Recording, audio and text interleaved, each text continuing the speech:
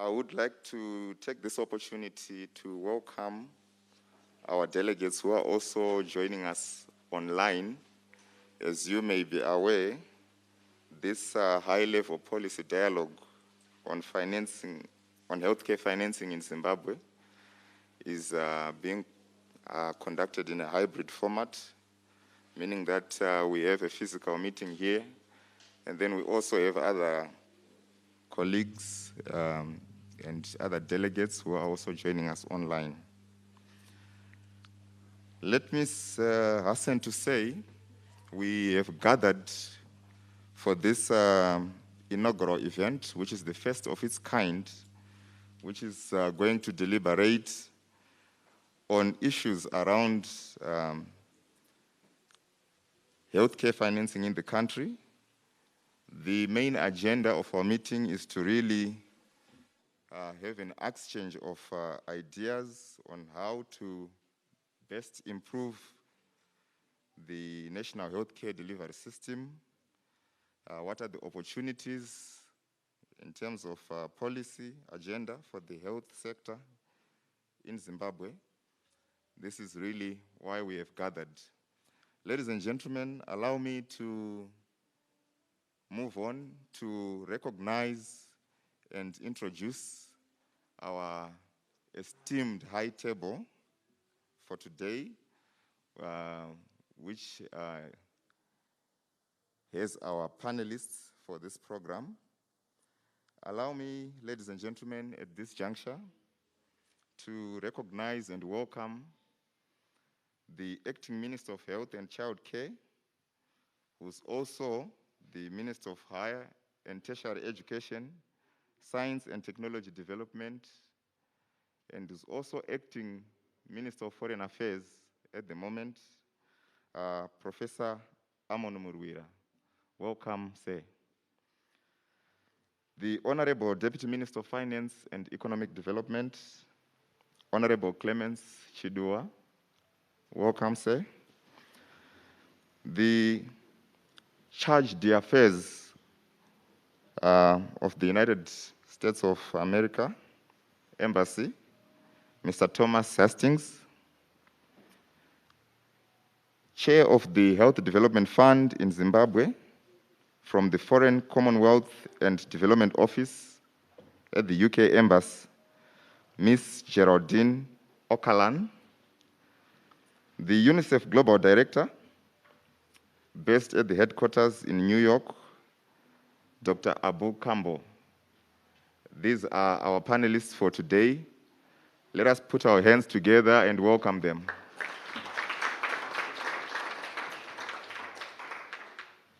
Thank you very much. I'll move on and introduce as well and appreciate the presence of our conveners for this particular event.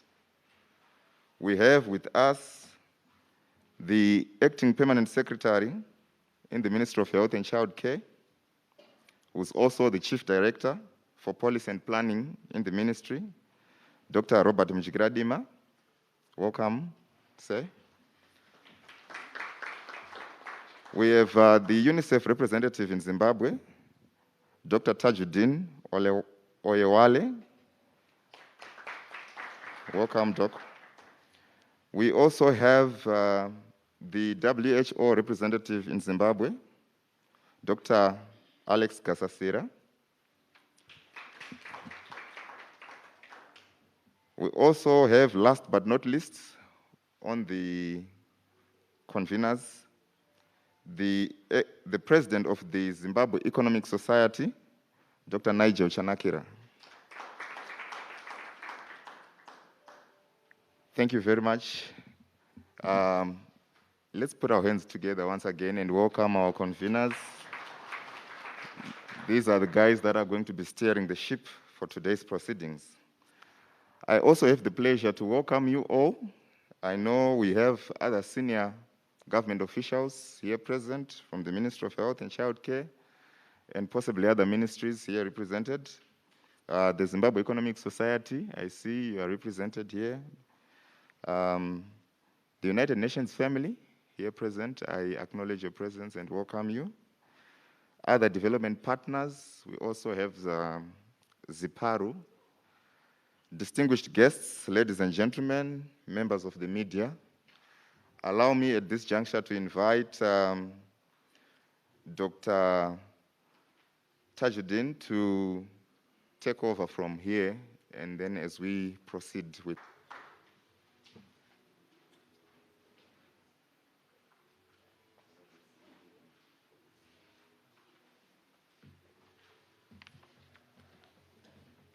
the Honorable Minister of Finance and Economic Development, Honorable Clemens Shidua, the Acting Resident Coordinator of the United Nations Systems, senior government officials, friends and colleagues from the United Nations Systems, development partners, colleagues online whom I may not be able to see directly, members of the press, and more importantly, young people and children who are also online. Good morning. It's my pleasure to welcome you to the first of the Child Budget series, a knowledge exchange platform that is intended to bring together different actors on different sectors in Zimbabwe for us to better communicate and exchange ideas. I am particularly very humbled that this very first series is happening at an opportune time when the national budget for Zimbabwe is under discussion. While thanking both the Ministry of Health and the Ministry of Finance, I also want to thank our panelists who have dedicated time to be part of this discussion. As a very key approach to this dialogue, we are looking forward to an opportunity to better understand different aspects of issues that we address within the health financing sector in Zimbabwe. The co-conveners have requested that I ask that we make this lively, that we share ideas, that we put forward questions. But also the co-conveners are very humbled to acknowledge that while we might not be able to answer all questions, we will be happy to work with the relevant government, ministries, and departments and partners to take forward those questions at the appropriate level. For today, we have set the stage for an opportunity to dialogue, for an opportunity to discuss, but also for an opportunity for better understanding of the strives and the leadership that the government of Zimbabwe is devoting to issues of children, in this context, the health sector. This morning, we will have an initial overview of the status of healthcare financing in Zimbabwe that will be made by Dr. Mujiradima, who is the acting permanent secretary of the Ministry of Health and also a co-convener for this series.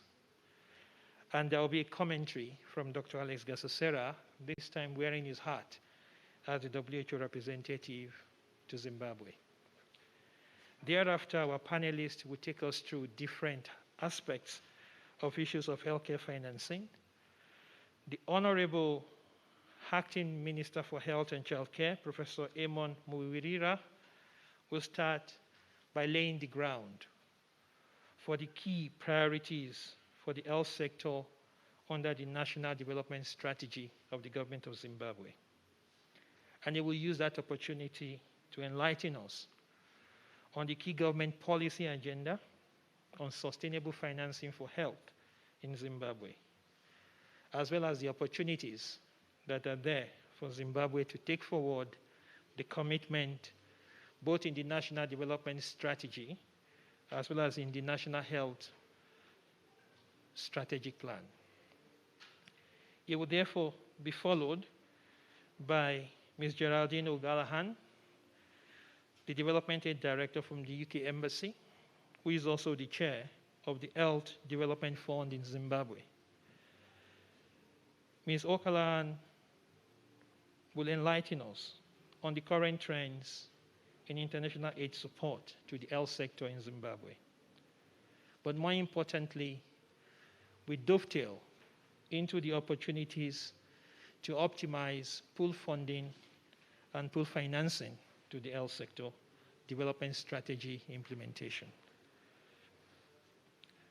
Thomas Hansen from the US Embassy will thereafter help us to reflect further on how bilateral financing and support to the health sector can be effectively optimized in support of the national agenda in health. Tom will be followed by Dr. Abu Campo, the UNICEF Director for Program in Health in New York, who will explore the current global opportunities for health sector financing and provide some orientation on how Zimbabwe can explore these opportunities. And the last but very important aspect of this discussion will therefore be taken by Deputy Minister of Finance and Economic Development, Honorable Clemens Chidua, who will take us through the national economic perspectives and opportunities under the National Development Strategy for meeting and sustaining the global commitment in health financing in Zimbabwe. After these opening statements, we will open the floor for comments and questions in the room, and we shall do the same online. The technical team will help us to capture the questions online. The co-conveners will do the same in the room. And after the question session, we will go back to the panelists in reverse order for their final comments and statements in response to the questions or as may be necessary. And after this, Dr. Nigel Chanakira, the president of the Zimbabwe Economic Society, and Dr. Alex Gasasera, both being co-conveners, will share the summary of the key issues for the day. And we shall invite the Ministry of Health to do the closing. So ladies and gentlemen, so as not to waste much time, I have the pleasure to invite Dr. Mudira Dima, the Acting Permanent Secretary from the Ministry of Health, to take us through a very short overview of the national health financing in Zimbabwe. Thank you. Thank you very much, Honorable Minister. If I may be allowed to present from here, my presentation is going to be screened on the board. The government of Zimbabwe is committed to universal health coverage, and the government is committed to increasing availability and access to health care by all Zimbabweans. According to the World Health Report of 2000, there are three major objectives of a health system. The first one is generally improving population health. Two, it is and should be responsive to health needs of the population. And three, protecting the population against financial costs of illness. Next slide. The basic diagram for universal health coverage, I'd like just to point out the three basic tenets on the population who is covered, services which are covered, and proportion of the costs to be covered. So these are the guiding principles and areas for universal health coverage. According to the National Health Account's findings on health financing in Zimbabwe for the period 2015 to 2018 stands as presented. I would like to point out the total government expenditure column, which shows an increase from 3.9 billion in 2015 through to 7.5 in 2018. Total health expenditure has also been increasing, 1.4 in 2015, 1.4 2016, 1.3 2017, and a big jump in 2018 of 1.7. Government health expenditure is a percentage total of government expenditure. The last one has shown some increase, 8% in 2015, 6.7% in 2016, 6.7% 2017, 10.1% 2018, and in 2021 it was at 13%. 2018 total health expenditure in the health sector was USD 1.7 billion. This translated to around 115 health expenditure per capita.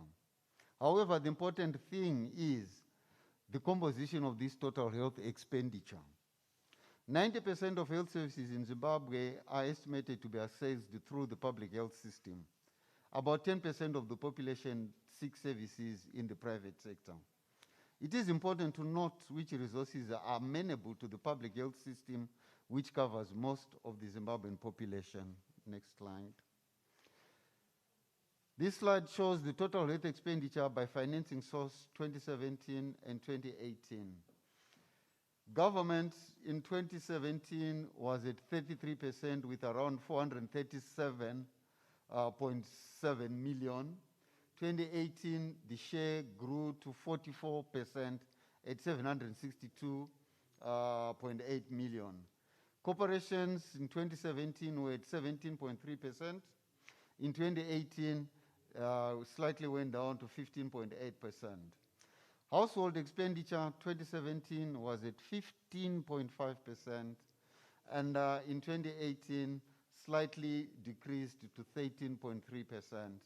And the rest of the world stood at 34% in 2017 and 26.7% in 2018. Next slide. Households contributed at least 13% to the total health expenditure in 2018, of which out-of-pocket spending amounted to 9% of total health expenditure. Whilst a reduction was noted in out-of-pocket expenditure with the 2018 results, triangulation of the National Health Accounts findings with the PC survey for the same period indicated that households are foregoing care. Therefore, the reduction is not necessarily that somebody else was picking up the tab, but that people simply stopped seeking health services. Plans are at an advanced stage for the ministry to undertake a household survey to determine the actual status with regards to out-of-pocket spending. This out-of-pocket expenditure is the least desirable way of financing a health system because households are pushed into catastrophic health expenditure. Next slide. This slide shows health expenditure by financing source on the current or recurrent component. 2017 government share was 33%. 2018 it increased to 42.8%. Corporations in 2017 were at 17.1% and in 2018 16.4%. Households 15.7% in 2017, 13.8% in 2018. The rest of the world stood at 34.2% in 2017 and 27% in 2018. Health expenditure on capital, government stood at 38% in 2017, and in 2018 the share jumped to 77.9%. That's the private, the corporations and households stood at 27.1% in 2017 and 0.1% in 2018. The rest of the world stood at 34.3% in 2017 and 22% in 2018. Government is the largest contributor of both capital and recurrent expenditure. There is need still for an improvement in resources for capital expenditure. Public system available budgets as produced by the mapping on the resource mapping and expenditure tracking. The Ministry of Health and Child Care undertakes routine budget mapping exercise for the public system to establish the level of resources available to implement programs from both government and development partners. The following bar shows expenditure and budgets mapping for 2014 to 2021. This shows the increase in government's contribution, which on my slide is yellow. That is steadily increased from 2014 through to 2021 with an approximate stagnation of external donor support. Next slide. The two graphs show domestic funding by cost category in 2021. The left one shows the total funding for health services on the government side and total funding on the donor partner side. The largest component of government funding, 54% approximately, is going to health worker salaries, whereas on the donor side, the largest component of 35% is going to medicines and supplies, to medical supplies. 14% on government side, 17% on the donor side is for administrative costs, and the others are distributed as shown.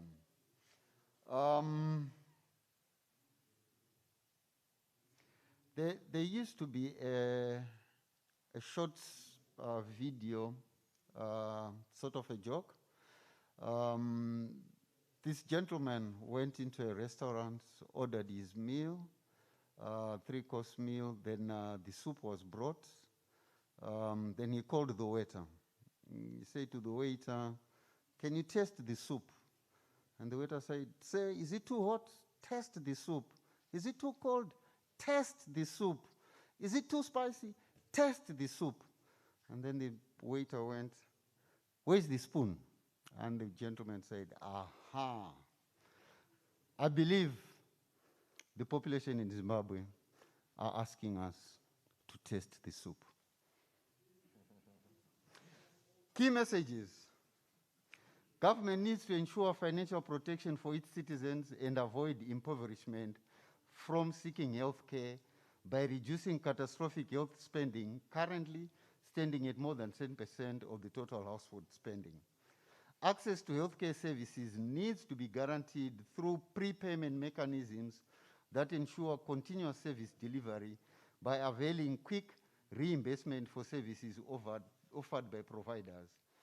Domestic funding for health should continuously increase to cater for all communicable and non-communicable disease requirements, as well as avail adequate resources to respond to the needs of the National Health Strategy. However, no matter how much we pour in, no matter how much money goes in, if there's no support to human resources, all that infrastructure, medicines, equipment will lie idle and will not provide health services. If there's no efficiency in the system and effectiveness, all this will still not produce the right outcome. We also need to properly balance the right mix of priorities and their support. Which priorities do we mix to be able to offer the service that we want to offer to the people? In conclusion, next slide. Ladies and gentlemen, I quote from Albert Einstein: "If you always do what you always did, you always get what you always got." I thank you.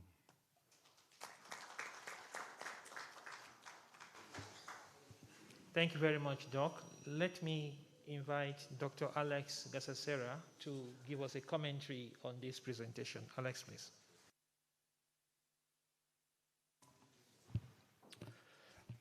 Thank you very much, Tajuddin, co-convener. Honorable Acting Minister of Health and Childcare, Honorable Minister of Higher and Tertiary Education, Professor Muriwa, Honorable Deputy Minister of Finance and Economic Development, distinguished members of the panel, co-conveners, distinguished ladies and gentlemen. Very brief commentary. As we start this session this morning, our acting permanent secretary of the Ministry of Health and Child Care, who is a co-convener of this session, has laid for us the overview of healthcare financing in Zimbabwe.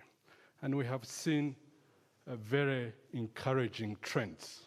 We have seen encouraging trends in terms of overall government expenditure and the proportion of government expenditure on health. But we have also seen some worrying indicators in the overview that we have just had. High out-of-pocket contribution to the health financing, and in the more recent data, the apparent low out-of-pocket contribution being a result of people foregoing health because they cannot afford it. As we begin our dialogue this morning, we cannot forget that we are in the midst of a global pandemic that has made the situation even worse. This pandemic has been the biggest public health and socio-economic crisis that the world has experienced in the last century. We all know, and the World Bank has data to show, that a lot of people have been pushed into extreme poverty by the pandemic. And if before the pandemic, we already had people foregoing health services because they could not afford it, our assumption as we begin this important dialogue is that more people may not be able to access these services that are crucial. We know that because of the pandemic, countries have to spend more, and we have seen it here in Zimbabwe where we all are, to save lives, to ensure people have access to life-saving tools, diagnostics, vaccines, therapeutics. All these costs were not there before the pandemic. So as we anticipate hearing from our distinguished panel this morning, we hope to complement what Permanent Secretary has shared with us. We hope to hear from the different experience, vision of our very distinguished panelists, how Zimbabwe can move forward at this time and generate the level of investment that is required, one, to stop the pandemic that we are still in the midst of, two, to reduce the risk of future health emergencies exerting such a toll on our health systems and on our economies, and three, to regain progress towards universal health coverage and other health targets that are very well articulated in the National Health Strategy and the National Development Strategy 1. So, ladies and gentlemen, this is the stage as we look forward to hearing from our panel this morning. Thank you so much.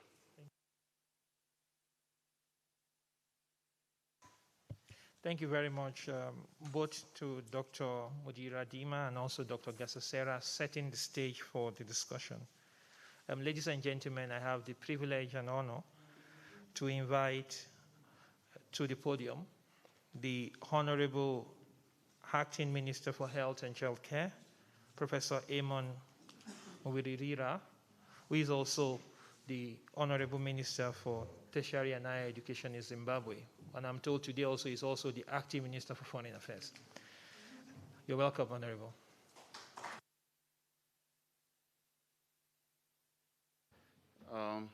Thank you very much, Doc.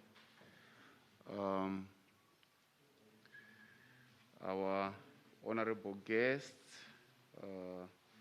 Ms. Thomas Hastings, Ms. Geraldine O'Callaghan, Dr. Gasasira, Dr. Oyewole, Dr. Chinakira, may I say all protocols observed. I see the chairperson of the Parliamentary Portfolio Committee on Health and Child Care. I recognize you, Doc. I'm very humbled to be here just to quickly highlight issues on Zimbabwe's priorities for the health sector under NDS1, as well as elaborate our agenda on sustainable financing of health and the key opportunities as we go forward. Ladies and gentlemen, what is very clear is that health underpins all economic activity and prospects of economic progress. And we have seen through the presentation by the Acting Permanent Secretary that the health system, the sources of healthcare funding are mainly from government, what it should be, but we also appreciate the support that we get from development partners, and it's very well appreciated in a family of nations. And on the issues in our health sector, there are topical issues that we always are looking at, including the issue of financing itself that we believe is not yet adequate. We are dogged with issues of low medicine availability, as well as high morbidity and mortality due to non-communicable diseases, high costs in TB diagnosis, as well as delayed control of disease outbreaks that include cholera, typhoid, and COVID-19 pandemic. But the issue basically is that these being the issues, we have had very robust and determined strategic responses as government, including with the support of our partners. It has been very clear that in the 2021 budget, when you look at the Blue Book, what we normally call here our Blue Book, we have the Abuja target of 15%. But if you look in the Blue Book, you'll see that we are at 13%. However, when you drill down to reality, because the Blue Book are budget estimates, when you look at really what has been spent on the health sector in Zimbabwe, currently speaking, including the purchase of vaccines, the expenditure is actually at 22% of the budget. So it basically means, in reality, we are above the Abuja target, but in the Blue Book, you might see it as 13%. So what we are looking at, because Zimbabwe has devoted a lot of its resources on fighting COVID-19 and including the concerted social efforts that have been made.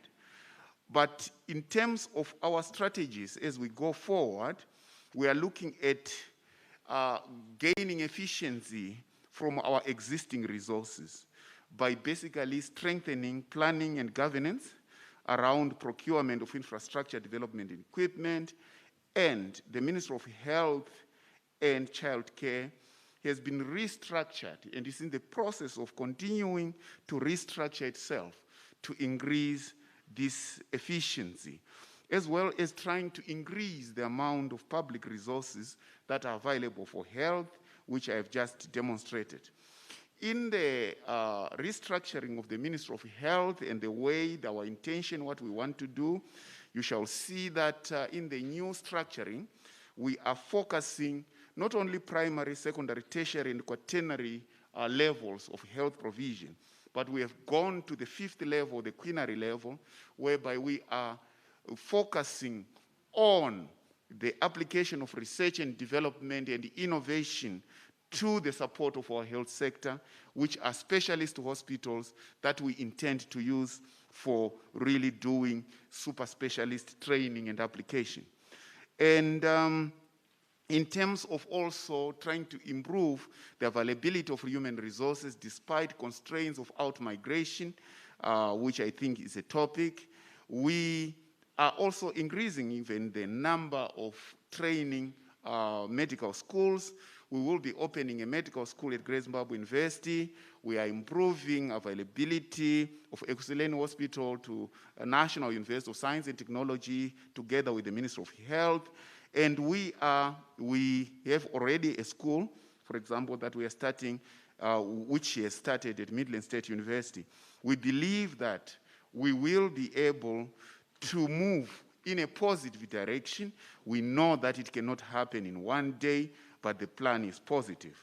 And also in terms of improving the availability of medicines and commodities, you will see that despite the fact that we are also being supported internationally, we really are looking forward to local production of our medicines through research, development, and innovation, as well as increasing capacity of our pharmaceutical industry to the best way we can.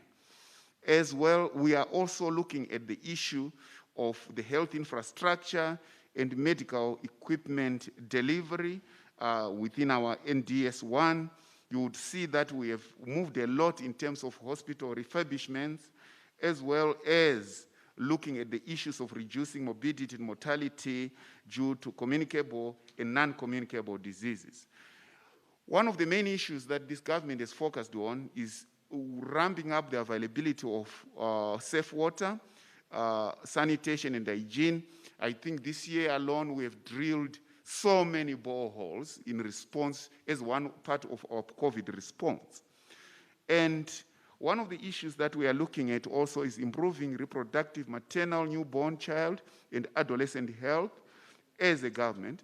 And together with our partners, we believe this combination can take us far. And one of the issues also has been to look at improving governance of the health service by really looking at the legislation governing health service delivery. But in the Ministry of Health itself, we have put in a health inspectorate division to enforce the regulatory framework in the sector. And the issue of improving public health surveillance and disaster preparedness as a response to any pandemic that we might face. So, in actual fact, one of the things underpinning all our responses is increased health research, innovation, and development of pharmaceuticals as well as equipment within the biomedical engineering sector. And we believe that these opportunities can only be utilized when we do health-conscious budgeting, all in all. But when looking at the key policy agenda that we have is basically on health financing policy and strategy, and one of our key issues is starting the national health insurance, which is actually on its way, as well as improving allocative and technical efficiency and coordination in terms of funding the health sector, both from our cooperating partners and from government, and emphasizing the issue that when we are funding health, it cannot be a fragmented, piecemeal issue, and it has to be accountable through our treasury. And we believe that when we do this, we will do very well as a health intervention, as well as arrest the issue of out-migration of our health workers. We are spending an average of $72,000 US in training a doctor in this country per year, which basically means we are almost spending $500,000 US on a doctor. And after we do that, our doctors are taken by other health systems, and it's an issue of policy through the World Health Organization that we have to look at. I thank you very much.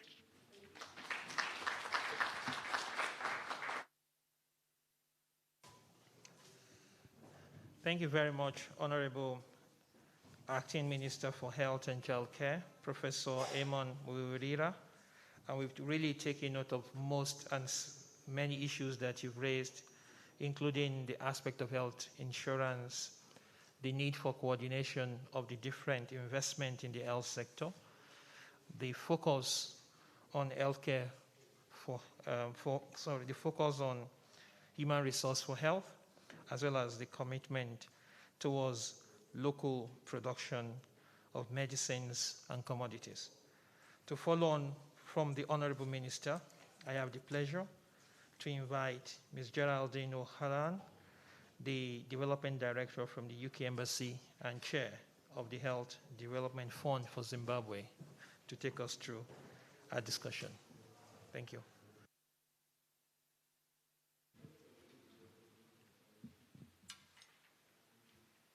Acting Minister of Health and Childcare, Professor Amon Muwira, Honourable Deputy Minister of Finance and Economic Development, Mr. Clements Jindua, fellow diplomats, our co-conveners and invited guests, all protocols observed, good morning. On behalf of the development partners of the Health Development Fund, it is an honour to be invited to participate in this high-level policy dialogue on health financing in Zimbabwe. Globally, COVID has shone a light on just how much we all rely on our health services and health workers, and also just how much we have put them under pressure.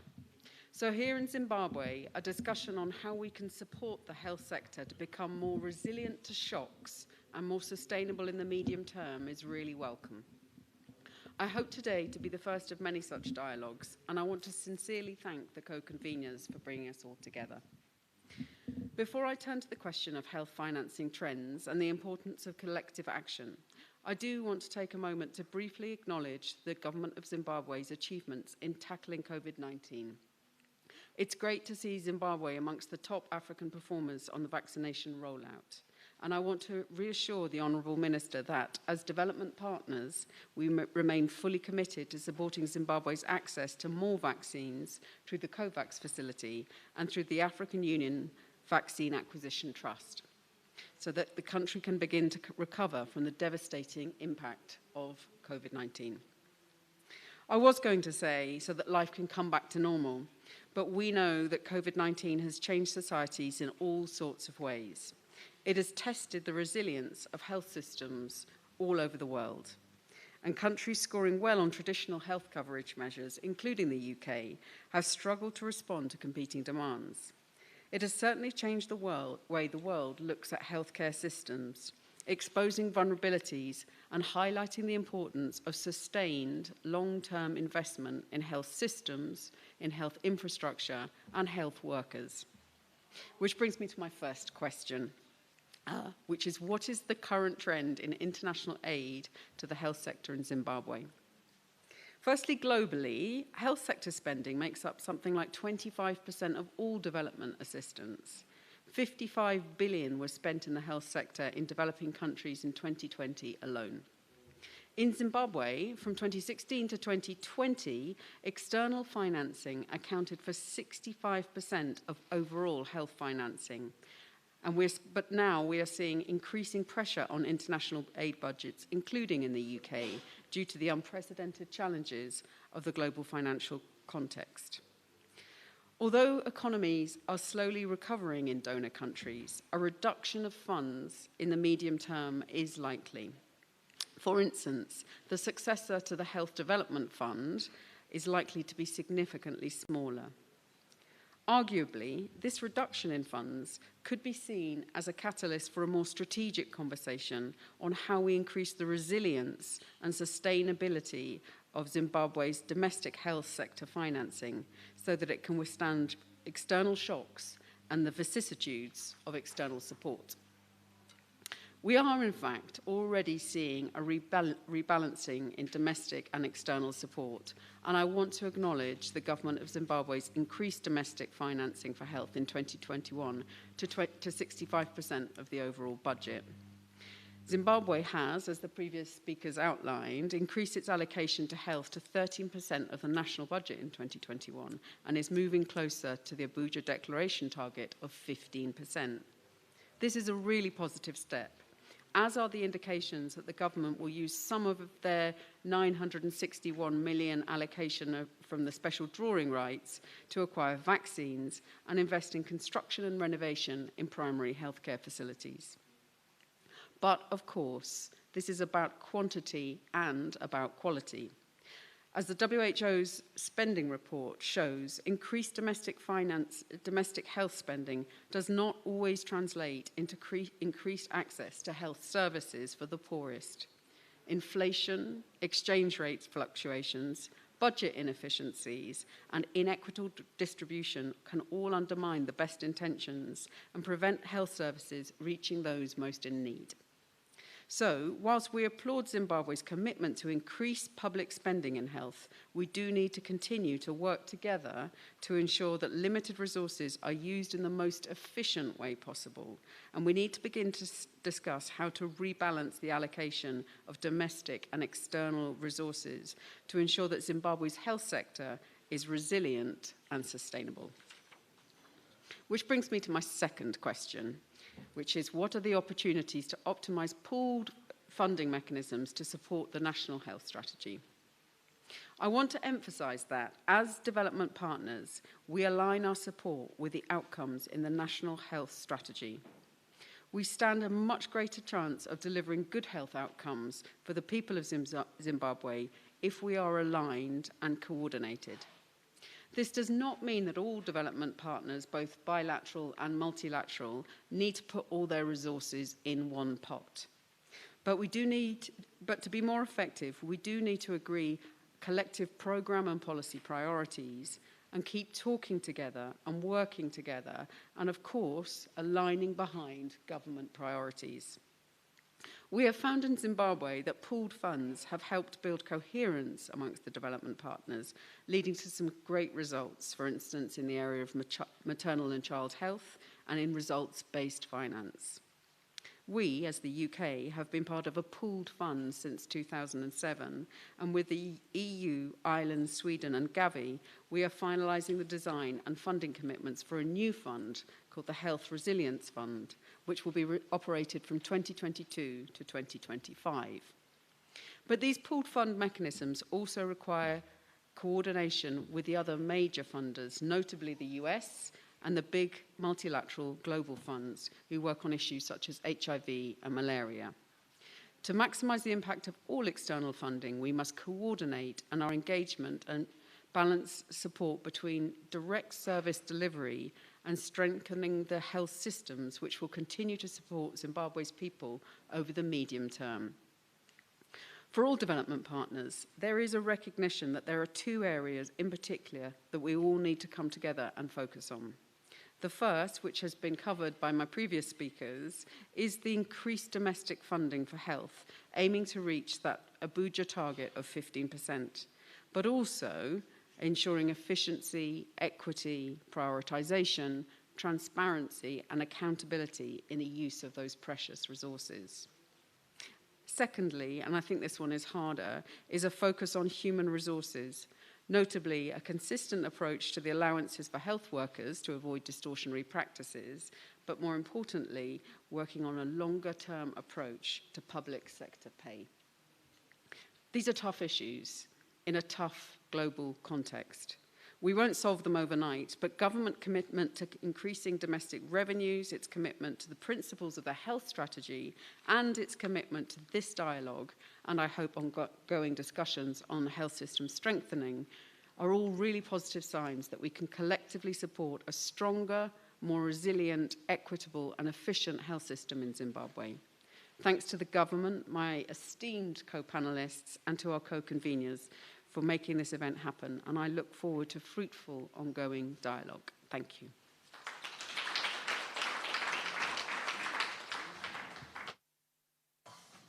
Thank you very much, Geraldine, and we take note of the 25% global development aid that goes into health.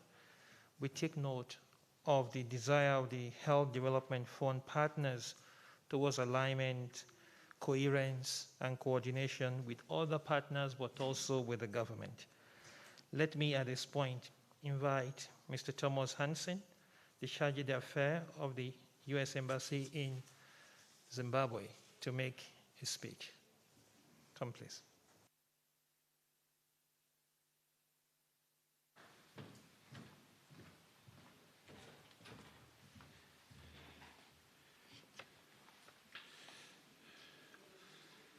morning.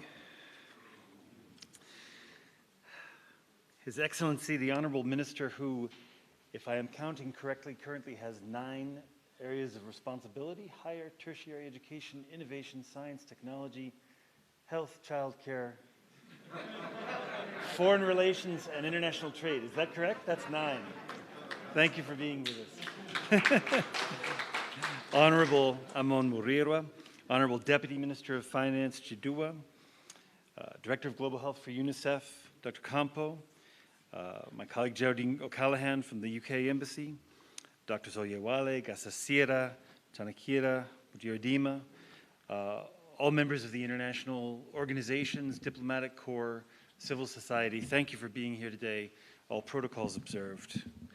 I'd like to really first thank UNICEF for convening this conversation. This is an extremely important topic. We, the United States Embassy, we appreciate the opportunity to weigh in on this subject, to highlight a little bit our own bilateral support for health in Zimbabwe and some of the impact our work has had, but also to offer our views on the way forward toward eventual true sustainability of the health sector in Zimbabwe. As our moderator has noted, I was asked to address this question of how bilateral financing and bilateral support to the health sector can effectively support national systems, and to elaborate on what options we have to improve that effectiveness. So for the first part of the question, let me just start with an emphatic yes. We absolutely believe that bilateral financing and support, if done correctly, does result in improved national healthcare systems. As I'm sure we all know, the United States government invests substantial resources in Zimbabwe. In 2020, we invested almost $250 million toward the health of Zimbabweans. And much of that support goes to improving systems that Zimbabwe needs for a sustainable health sector. I think that within this room we know that. People in international development, international health understand that. Honestly, I don't think this is very well understood by, say, the average person, the average Zimbabwean, or the average American, for that matter. I think most Americans probably understand we have a thing called PEPFAR, that we're very generous to foreign countries when it comes to health, but they probably believe that that's essentially purchasing condoms, purchasing medication, delivering it, and that's it. I think it's not very well understood how much we're actually working on building systems and strengthening systems. It's a very critical part of our work. And I know we're short on time, but I do want to give some concrete examples of that. So PEPFAR, for example, our program for HIV/AIDS, has contributed to the creation and adoption of the electronic systems for tracking and ordering commodities that are used by all health facilities nationally here in Zimbabwe. PEPFAR has provided technical assistance for the national quantification of all health commodities twice a year.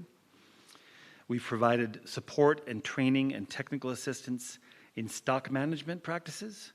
We've improved efficiency at national warehouses. We've improved efficiency at regional warehouses. We have built laboratory capacity over the years through PEPFAR, which I would like to add, although that was money spent through a PEPFAR program, through an HIV/AIDS context, I believe it contributed to the capacity which Zimbabwe was then able to draw on in its response to the COVID pandemic. If there's national laboratory capacity, that capacity can be used when other disease challenges present themselves. We have built data and management information systems, which again have proven useful in the response to COVID. We have funded the ZIMFIA studies, the Zimbabwe population-based HIV impact assessments, because we recognized that we didn't have the data, and I say we collectively, not just we the US, but we collectively did not have the data that we needed to assess our progress against HIV/AIDS, to identify the shortcomings. And so those surveys, the first in 2015 and again in 2020, were funded by the US government. And the most recent one, the 2020 ZIMFIA, is what produced the data which has allowed us to recognize how close Zimbabwe has come to epidemic control, meeting the UNAIDS 90-90-90 goals and pushing on to the 95s. So these are all examples of bilateral financing which has absolutely supported host country systems. In some cases, building the systems, or in other cases, at least strengthening the systems that were already here.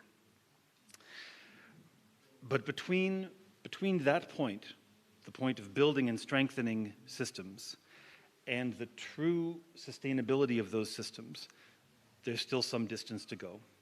And that remaining distance depends primarily on finance and the ultimate eventual replacement of donor financing with domestic sources of financing. So I would like to offer 4 suggestions and an observation about how that remaining distance can be bridged in the years ahead. And the first is, of course, for the government of Zimbabwe to prioritize health in its budget process, and we commend the government of Zimbabwe for the progress it has made toward the 15% of the Abuja Declaration. But while the government has made progress in the amount of money budgeted, we understand there's still a long way to go in the actual allocation and spending of those funds. So it's one thing to say we plan to spend a certain amount of money this year, but at the end of that year, do we have a complete and transparent picture of how much was actually spent and allocated? That's another important piece of the picture. And that takes me to my second recommendation, which is about transparency more generally. So in order for us as donors to be more effective and efficient in the provision of our support, we need greater transparency around how resources are being allocated and spent throughout the health sector. And I'll give a concrete example. Donors, including the United States, invest substantially in human resources for the health sector. And that includes secondments from our implementing partners to government institutions. That goes all the way from highly technical positions at the Ministry of Health and Child Care down to supportive cadres in communities and clinics around the country. But despite all of this support, we do not have a current organizational chart of the Ministry of Health, or even a recent one. So as a result, we lack a clear, comprehensive picture of the institution that we are supporting and how donor funding is being integrated with government funding into that institution. And as a result, we're not able to have the conversation, is that funding being optimized? Or is the donor funding complementing the government funding in the best possible way? Third suggestion is I believe there's room for improvement in the effectiveness of the government's health expenditures, particularly with regard to human resources and also commodities. So here I'm not focusing on the question of how much, but how well. How well is the money spent? Geraldine's already talked about the health force, the importance of sustainable, adequate paying of salaries and wages for healthcare workers. But it's not just a question of how much they're earning, it's a question of the consistency of that. So whether or not I'm happy with the money, the number on my paycheck, if I'm not confident that I'm going to receive that paycheck next month or the month after, that's a problem as well. On the commodities front, Zimbabwe continues to rely heavily on donor funding for the procurement and management and distribution of health commodities.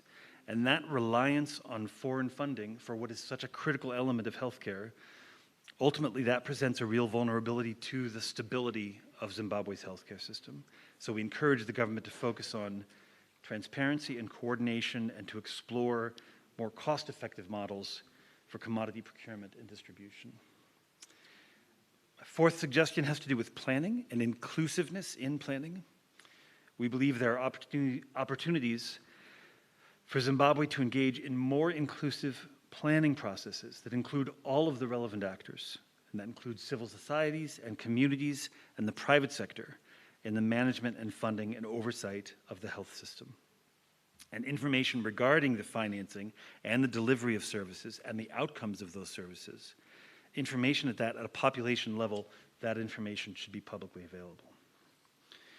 And then lastly, I'll give, this one's more of an observation, but I had the privilege to travel out to Mutare 2 weeks ago, and I was present at the inauguration of a new insectary and malaria research facility that we have helped to support at Africa University. We've had a long history supporting Africa University, dating back to actual construction of buildings, laboratory equipment, a lot of capacity building, but this new research center is sort of the new level of our support for the fight against malaria at Africa University. And I was very happy at this event for 2 reasons. Number one, it's an example of donor funding, of course, that's why I was there. But it's absolutely also an example of sustainability and strengthening national institutions themselves, ensuring that Zimbabwean institutions and Zimbabweans themselves are conducting the research, doing the science, drawing the conclusions that will feed into the national plan. So that type of institution building is, I think, an example we can be very proud of. And secondly, I was happy to be at a private institution. So the provision of healthcare is certainly inherently a government function. It's the government's job to look after the welfare of its people. But there is also a role for private institutions. Now, I know that most universities in Zimbabwe and across Africa are public universities, but to involve a private university too, to involve the private sector in areas of health and science and research and development, that's an important piece of the puzzle as well in Zimbabwe, just as it is in America. So that for me was an inspiring example of some of the ways that donors such as ourselves can contribute truly in a sustainable way to a sustainable healthcare sector in Zimbabwe. I have many other points that I could make. I do want to save some of them perhaps for my closing remarks in the question and answer. So I'll end there. I look forward to a good back and forth in the discussion. And I thank you again. Thanks to UNICEF for convening this very important conversation.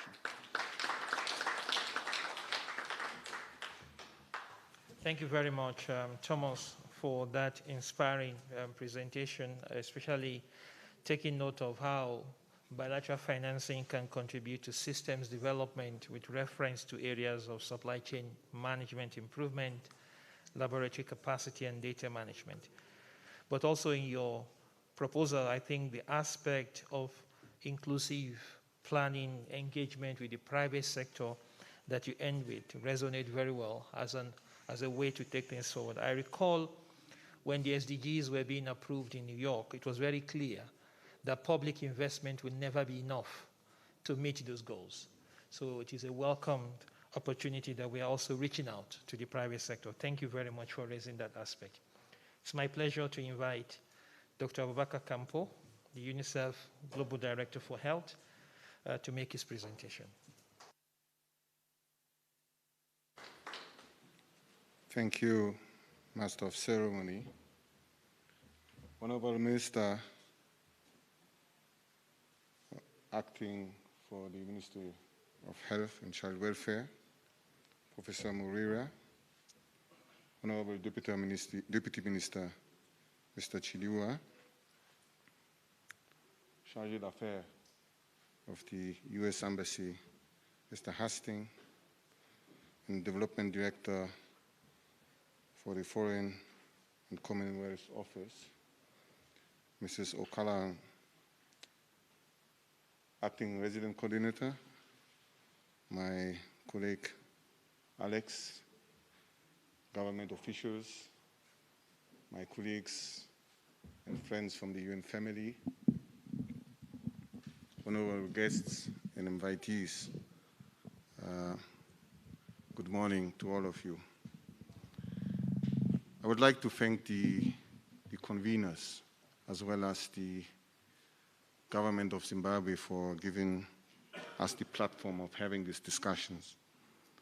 And I'm very, very pleased to see that the Minister of Finance is actively participating in these kind of discussions on health financing. The habit has been that health folks come together, discuss their financing bids, not necessarily sharing with Ministry of Finance, go back, and there's no direct translations of what has been discussed and what is needed for the health sector. And then it's basically seen in underfunded health budgets in many of the sub-Saharan African countries. Before I proceed, I would like to really thank and start with the positive side. I mean, there are a number of positive things which we can say about Zimbabwe, but I also will be highlighting certain aspects where I think and I know Zimbabwe can do better. And I know they can do because I was in this country before. History has shown us that Zimbabwe was part of the first child survival revolution and has demonstrated that things can be achieved. The HDF and the HDF has demonstrated that things can go back to normal and health services can be provided. The response to COVID-19 in those very, very difficult times, Zimbabwe has demonstrated that they can stand on their own feet and make things basically happen, and this is something which needs to be applauded. And I would like also to inform, and it's important that we mention these kind of things. Yes, there are deficiencies, but Zimbabwe is one of those countries, few countries on the African continent, who does pay for their vaccines for the normal routine immunization program. And that's something comes from the national budget. Many of the other countries which we are supervising, and we do have people from the regional office here who can testify, are still very largely depending on Gavi support to basically run their immunization programs. And I think this shows some of the commitments from the government of Zimbabwe to be interested in in health system financing or in health financing in general, and to make the right choices for their own population. Honorable Minister, I like the term which you have utilized this morning, which is health-conscious budgeting. I must admit, this is the first time I'm hearing it. Maybe others have heard it before, but it's the first time that I hear a government official talking about health-conscious budgeting. I would like to hope, and this is why I'm very glad that the Deputy Minister of the Ministry of Health, Minister of Finance is here with us, that Ministry of Finance will be one of the first advocates for increased budgeting and domestic financing for the health sector. Because for me, this is what health-conscious budgeting is about, and not just talking about finding efficiencies in current budgets to can do better with what we have. Health financing for UNICEF is an important element these days because, as the COVID-19 pandemic has shown us, there are catastrophic consequences for the economy of a country, which translate directly, for catastrophic consequences at household levels, with a direct impact on population's health, but even beyond health, just well-being. And therefore, we are saying that discussing health financing is not just about increased budgeting. It's also making sure that we're making the right choices within budgets to make healthcare costs cheaper. And I can give just one good example for Zimbabwe, which everyone can relate to. Any new case of HIV/AIDS is an additional budget for the health sector. As we do not have a cure, it means that this person needs to be on a lifelong support for the next 20, 30, 40, 50 years, whatever lifespan for this particular individual will be. Therefore, preventing new infections becomes a health financing issue because it will help to reduce the healthcare expenditure for Zimbabwe as a whole. So it's not just about looking for additional resources. It's also looking at how can we make healthcare costs cheaper in this country. Which brings me to my next point, which is about preventive care. Primary health care, which needs to be put on the front line when we are discussing health financing, to make sure that the quality of care at secondary level tertiary level, even quaternary level, is not overflooded with primary cases which can be managed at a lower level or could even be prevented.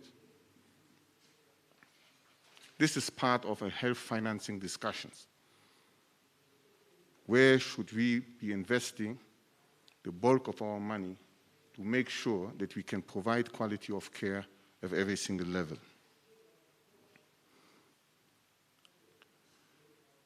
I'm happy to see, Honorable Minister, and I think for us who are working at the global level, that out-of-pocket expenditures in Zimbabwe is 13%. I will not name countries here, but we know countries where out-of-pocket is 76%. But at the same time, let me also remind government officials here that maternal mortality still stands at 474, which is good and which has been improved from where it used to be. But if you're taking MMR as an indicator of healthcare performance, I think Zimbabwe can do better. And for that, there needs to be an increase in terms of health expenditure per capita. I was very happy to see your figures over the last 5 years of health expenditure per capita, which oscillates around the $100 per capita per year. UNICEF has done a study in looking at which are the most efficient countries with the best MMRs. We can speculate here, but let's just take as an example, maternal mortality less than 30 per 100,000 live births.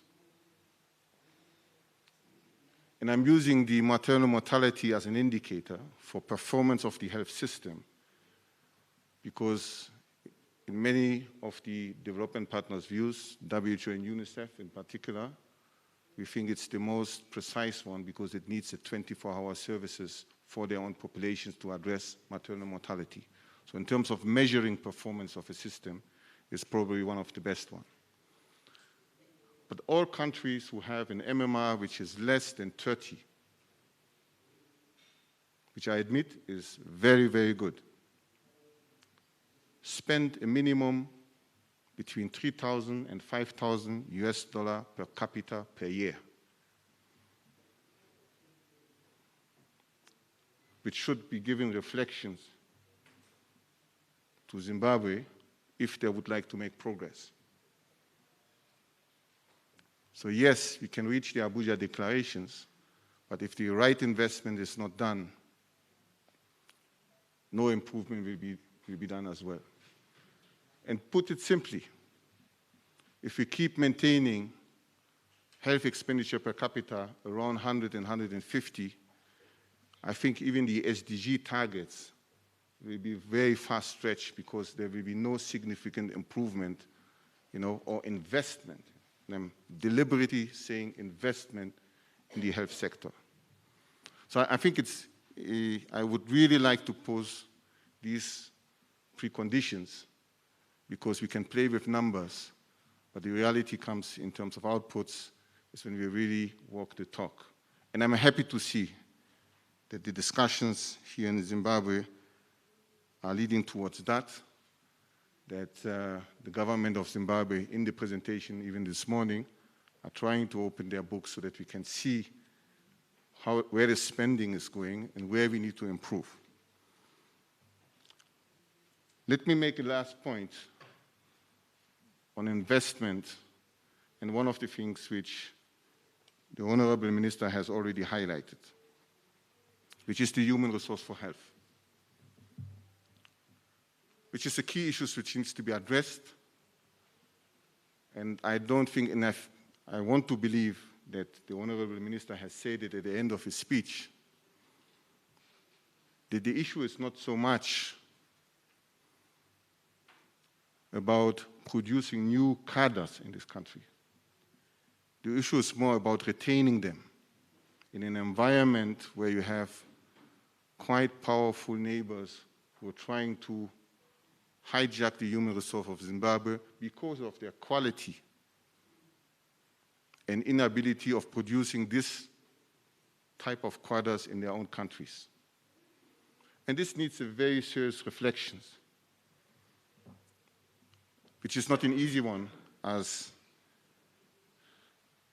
Mrs. O'Callaghan has said, but it needs to be tackled.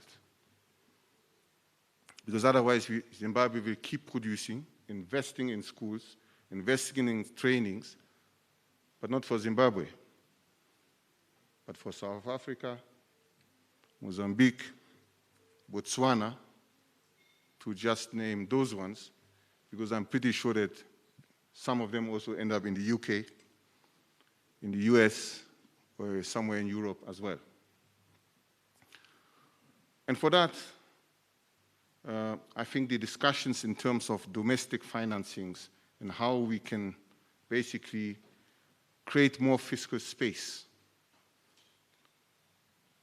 needs to be discussed. And I'm very happy that Mr. Hastings has mentioned or given me the segue of discussing the involvement of the private sector. While health spending or health investment, let me utilize this term, is to a large extent a government's responsibility, I do want to believe that the corporate world can and should contribute. If there's something which we have learned during the COVID-19 pandemic, is that the corporate world has as much as to lose when we have a pandemic as government and individuals themselves. For some companies, it has been very profitable. Let's be honest about this as well. But for some, it has been a catastrophe. And therefore,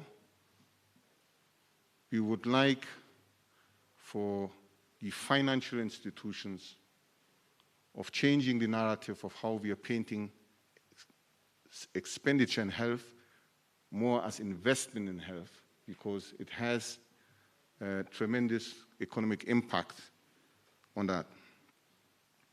So I think working with the private sector and corporations to contribute to the health sector should be something at the forefront. And I think Zimbabwe has already done this in the past.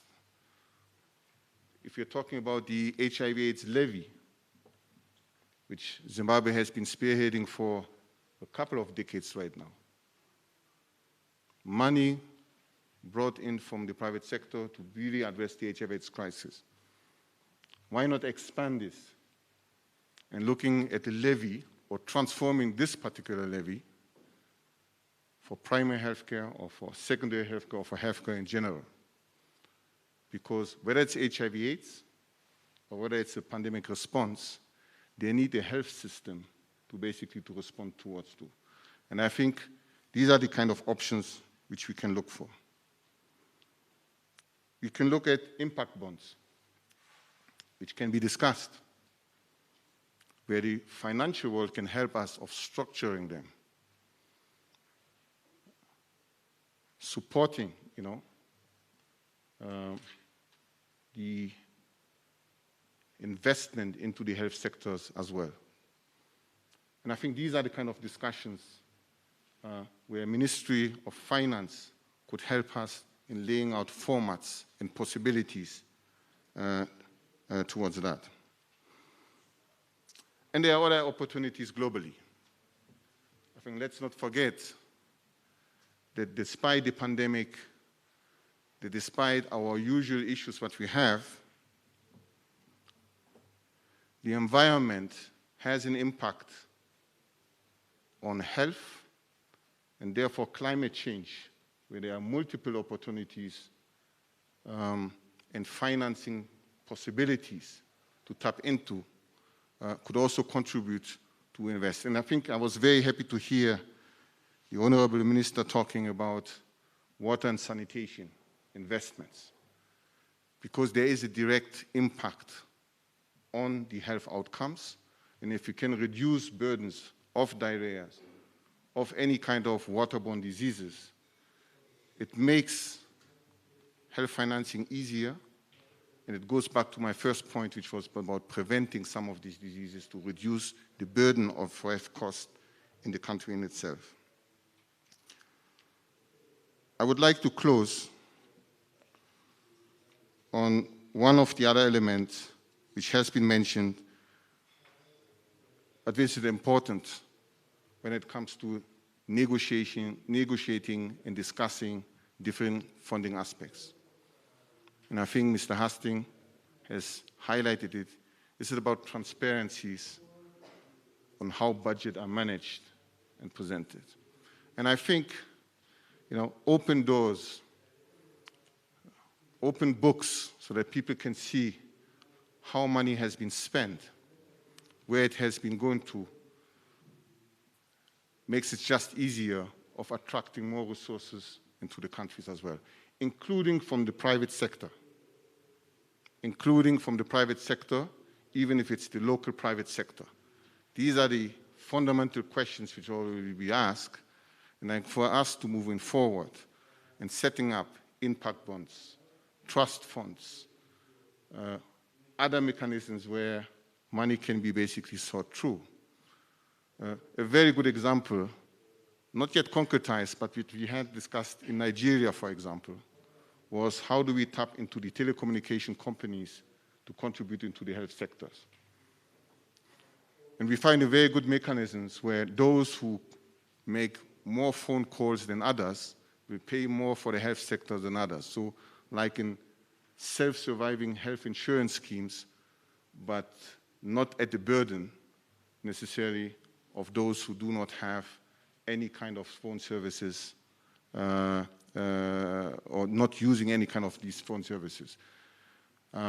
In Nigeria, just as given as an example, we were able to calculate that they could raise about $2 billion per year just on charging a minimal fee which will be completely anodyne and not perceivable by anyone who's basically utilizing those charges, which could then basically put into an impact bond or to a trust fund to serve basically, or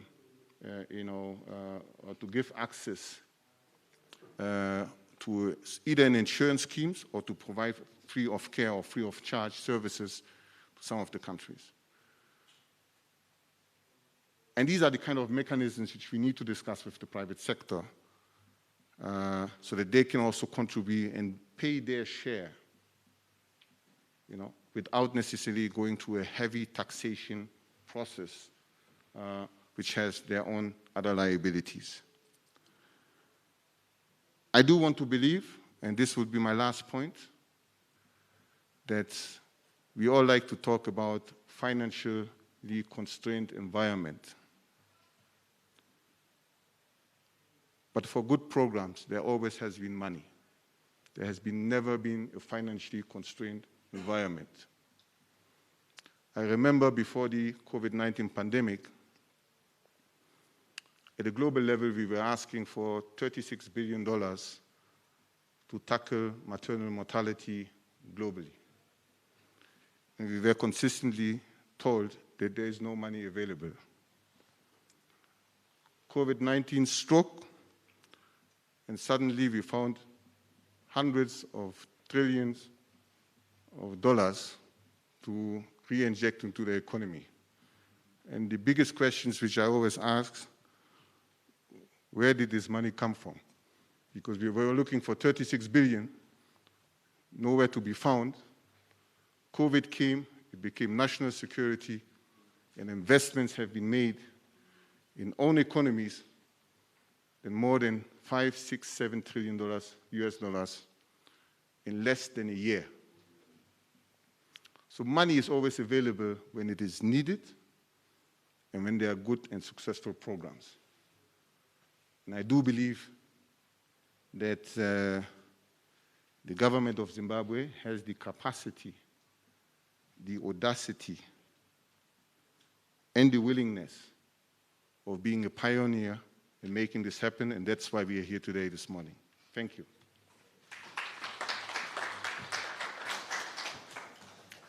Thank you very much, Dr. Campo, and we appreciate your focus on primary health care, the new thinking around human resource for health, not only from production, but also on retention, the role of the private sector, options on innovative financing, as well as the impact of climate change and health.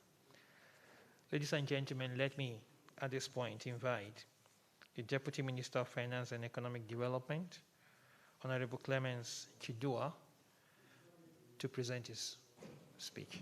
Thank you.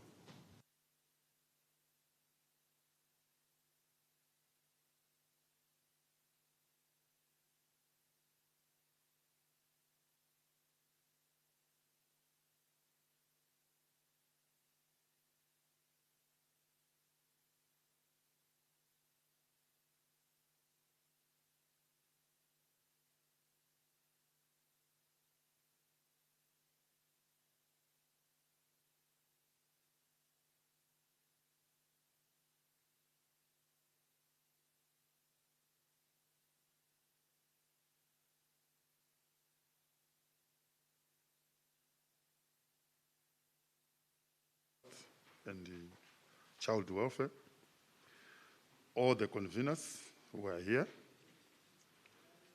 Dr. Chanakira from the Zimbabwe Economic Society, fellow invited guests, good morning, now it's afternoon. Yes, yeah. Yeah, it's always good to be the last one to present, especially if you look at the interrelatedness of the issues that are involved. But I will try to cover the specifics that are in line with my topic. So the issue that I'm supposed to address is the issue on financing. And for the government of Zimbabwe, for us, the financing is guided by the policy trajectory that we have. The health budget and its financing is guided by the National Development Strategy 1, which is our 5-year blueprint. It is also guided by the National Health Strategy and the National Health Strategy and the financing policy. So this is what is guiding us in terms of how we allocate the resources. But taking from the National Development Strategy 1, we have got one specific pillar, which is dealing with the issues of health and well-being. And this is very critical to us when it comes to the allocation of resources. And why is it important to us? We are saying, in order for us to move forward as a country, the health and well-being of the population and the workforce is very important as it contributes to the economic progress of the country. For those who have been following developments, you have seen that over the years, the government of Zimbabwe has invested quite a lot in health infrastructure. That is looking at clinics and hospitals, and these have been financed largely from Treasury, the contributions by the development partners, the private sector, and the churches. And the budget for health has been crafted in line with the development policies, but also taking into account our regional commitments, which is the Abuja Declaration. And we have seen over the years that the resource envelope towards the financing of health has been steadily increasing, though there are some cases when it will go down. But looking at our present situation, as already presented, we have set ourselves that under the National Development Strategy 1, our target is to achieve at least 13%. But looking at what we have done this year, as already presented by the Honorable Professor, we have already gone up to 22%, and we are looking at even going beyond that, because for the next 2 months, we are again supposed to make some commitments towards the procurement of COVID-19 vaccines. What I would want to assure the delegates is the commitment by the government of Zimbabwe to ensure that we meet the obligations on health, notwithstanding the challenges that we face as a country. So for the health sector, as government and as treasury, we have taken a deliberate policy to position ourselves and focus on primary health care. And this is very critical for us because this is what is very important, especially if you go to the rural areas where we can easily access the lower tiers of health.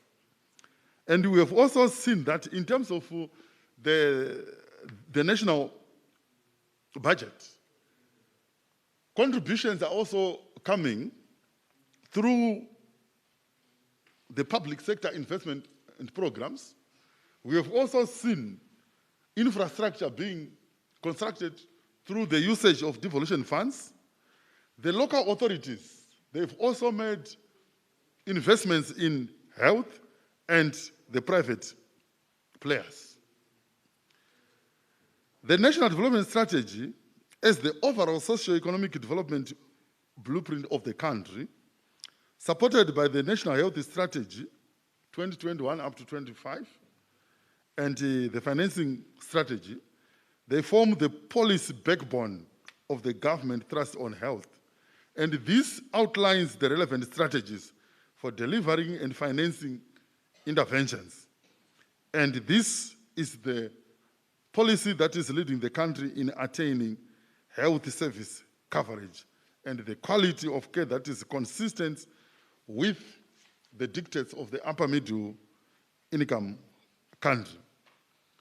But on a year-to-year basis, the Ministry of Health and Child Care and the government, they carry out a resource mapping exercise that allows key developments in the resource flows to the sector and a good resource that disaggregates sources of financing for health and has been an anchor document in health sector financing decisions by the government. So what I'm saying here is we are guided by the Ministry of Health and Child Care, and this is what informs the financing and the budgetary process. So the health financing landscape in Zimbabwe is characterized by this mix. And at the moment, we are looking at domestic financing and external financing. And I'm going to comment on this to say, in terms of the trajectory going forward, is this what we want as a country? We have also spoken about the other sources of finance other than the domestic and external sources. I would want to mention specifically the SDRs that we got from the IMF. Guided by the IMF guidance note, and also the National Development Strategy 1, which I've alluded to, and the leadership of His Excellency, and the guidance that is coming from Cabinet, we came up with quite a number of priorities that we think are going to assist us to come out of the negative impact of the COVID-19 pandemic. Among other areas, we have said we are going to allocate the SDRs in agriculture, mining, and the promotion of value additions. But of critical importance is the allocation that is going to be given to health. And I would want to mention that the first drawdown that we have done already has been done by Minister of Health and Child Care only. We have not done any other drawdown except the one which we have done under the Ministry of Health and Child Care.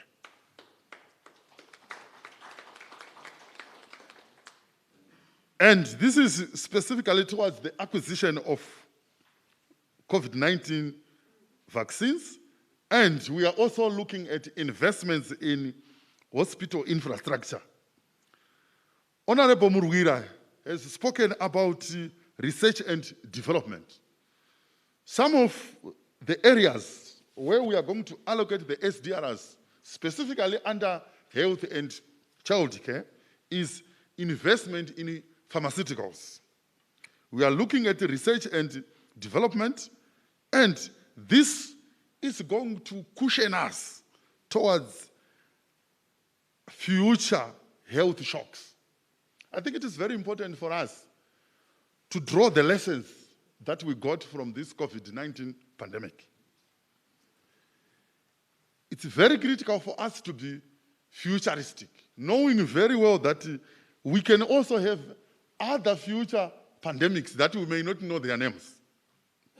So we are saying, how do we pandemic-proof ourselves? And this is what we have done as a government.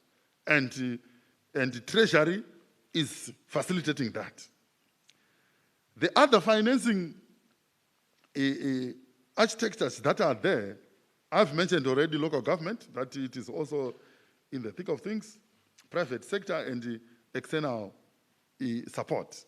But what is also important is what has been mentioned by Thomas Hastings when he said it's very important for us to seriously consider bilateral financial support. We acknowledge this, and I'm going to talk about this point when I conclude my presentation. As you may be aware, one of the key objectives under increased financing for the health sector under NDS 1 is to increase public health expenditure per capita.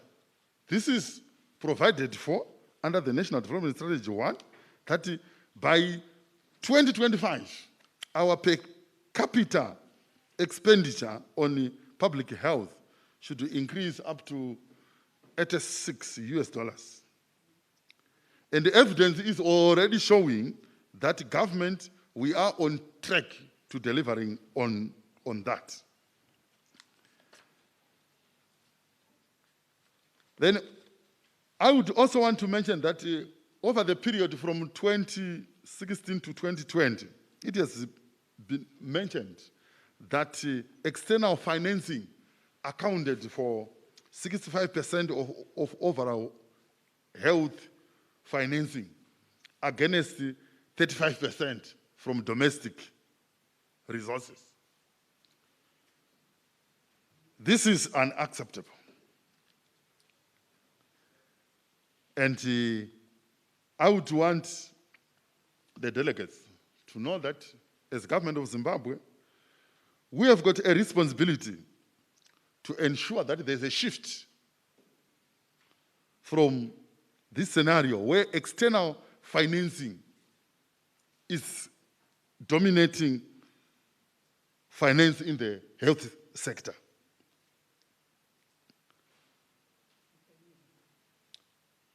Let me transition to selected achievements that we have made as the government of Zimbabwe. I've already mentioned that we have exceeded the Abuja target of 15% in 2021 outlays so far. And we are committed to meeting the requirements, and they have done so for the vaccination of our children under the expanded program on immunization. And we have funded our own COVID-19 vaccines from own resources, and they have collaborated with the available avenues for vaccines access that help maximize value. These include the COVAX and the African Union facility. We have also deployed a portion of the SDRs, as I've already alluded to. Government has also negotiated separate financing facilities for the health sector, and then public-private partnerships, like the ones that we have with the MNS, infrastructure targeting construction and equipping new health facilities. And the key priorities under the NDS1 for sustaining health financing. We are looking at mobilizing additional and sustainable resources for the sector. For instance, earmarking of resources where possible. Then we are also looking at focusing on better use of available resources, as has already been mentioned. The harmonization of the fragmented health funding pools, and then the implementation of cross-subsidization of health insurance benefits. And then the key opportunities. We need a harmonized approach to health sector coordination and financing going forward to be able to harness optimally all the opportunities. I would want also to mention that the government of Zimbabwe has signed the International Cooperation Agreement, where donor support and funding should be channeled through the Ministry of Finance. This is needed for coordination to ensure that what is provided by development partners and donors is needs-based. We have seen cases where the government has been given consignments of gloves when we needed syringes. And sometimes we have also received medications that is already enough in our stocks. And this, again, is coming because of poor coordination. There is need for coordination to ensure that what is provided by development partners and donors, as I've mentioned, is needs-based. And COVID-19 has taught us a good lesson, that there is need for us to focus. Health problems are many and are being amplified by climate change. But priorities, as envisaged in the NDS1 and NHS, will need to be followed on and delivered. The economy is growing, and the fiscal space is going to improve. And together, we are going to harness our competitive advantages. Again, on opportunities, there is need for us to set up an affordable national health insurance scheme. And this, again, the government is already seized with the issue. Then the capacitation of district hospitals and clinics with ambulances and equipment. Let me conclude by saying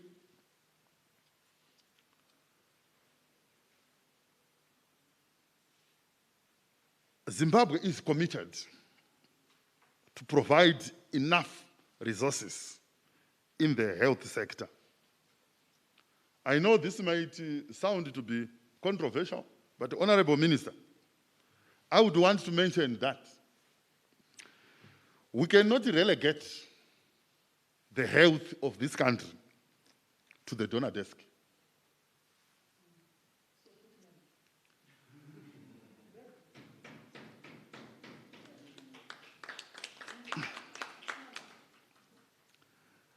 Let's ensure that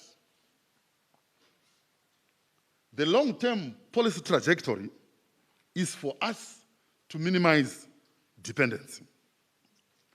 We have seen the tragedy of donor fatigue. You wake up tomorrow and then you see that funding has been reduced or there is no more funding in the next year. And we don't have the infrastructure to respond. It is from this where, according to the presentation that has been submitted by Campbell, that Zimbabwe can stand on its own. This is what Dr. Campbell said. And it is from that submission where we are making a commitment that going forward, the policy trajectory is for us to ensure that the private sector, the government, in line with the National Development Strategy 1, in line with the Vision 2030, which says the growth of this country is going to be private sector-led. And as partners, we can take this country forward and ensure that there is full utilization of resources, efficient utilization of resources, and there is transparency as has already been alluded to. I thank you for listening. Thank you.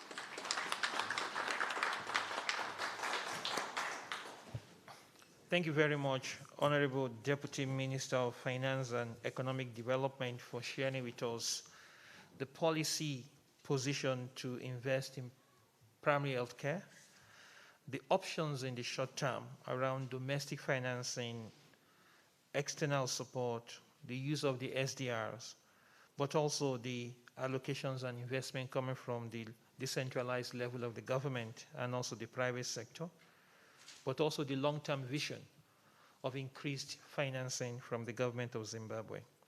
We also note your comment on the plan towards a national health insurance scheme. At this point, ladies and gentlemen, allow me to hand over to my co-convener, Dr. Nigel Chanakira, to share with us some of the comments that we have had online, and then we'll come back to the room. Dr. Chanakira, please.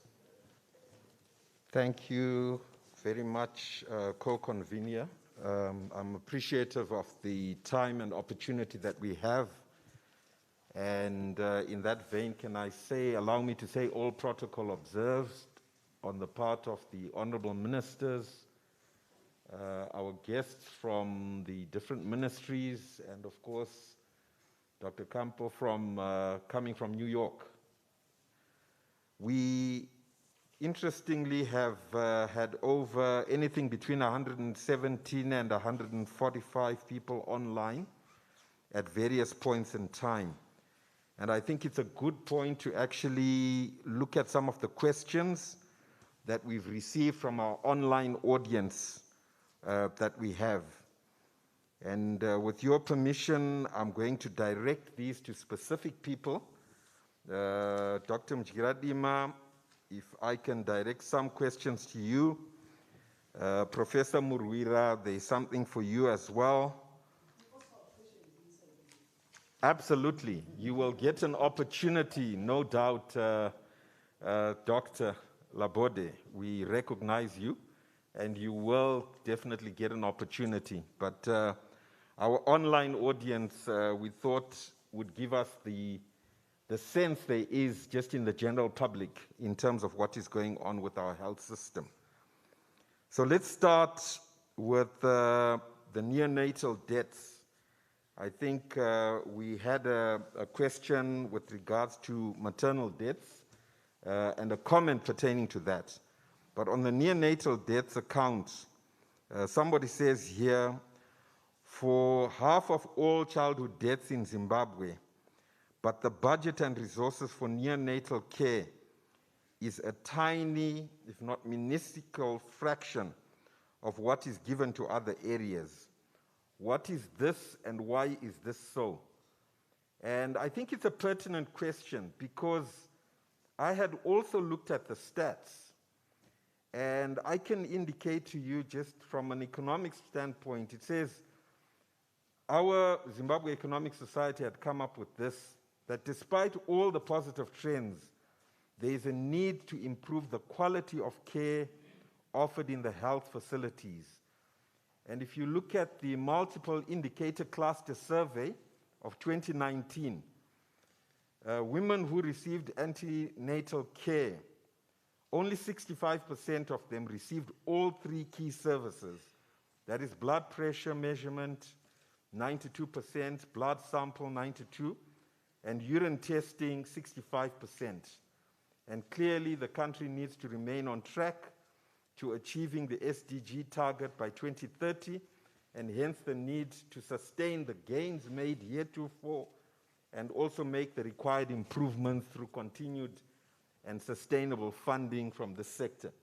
So maybe let me begin by directing that question to yourself, sir. Doc, if you can maybe respond to that particular one very briefly. Thank you.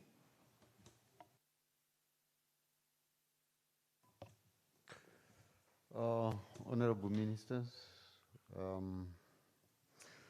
ladies and gentlemen, yes, we do admit that one of the indicators that's not doing very well is the perinatal mortality rate. The ministry has, in the restructuring that the Honorable Minister did refer to, created a directorate that is responsible for child care that will have a dedicated deputy director to neonatal and perinatal care. The other aspect is that we know that most of these deaths do occur within the first 72 or so hours of delivery.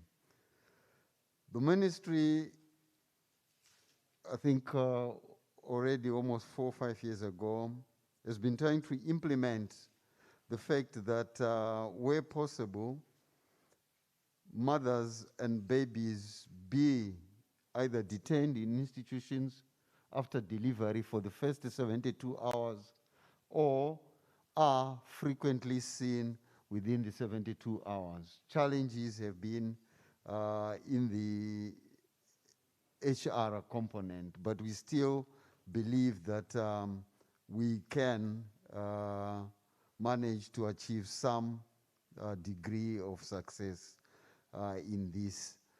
So in short, in terms of the budget, with this directorate, we hope that the budget that goes to neonatal and perinatal care will significantly improve. Fantastic, brief and to the point. Our Acting Minister of Health, there is a question for you, Professor Murwira.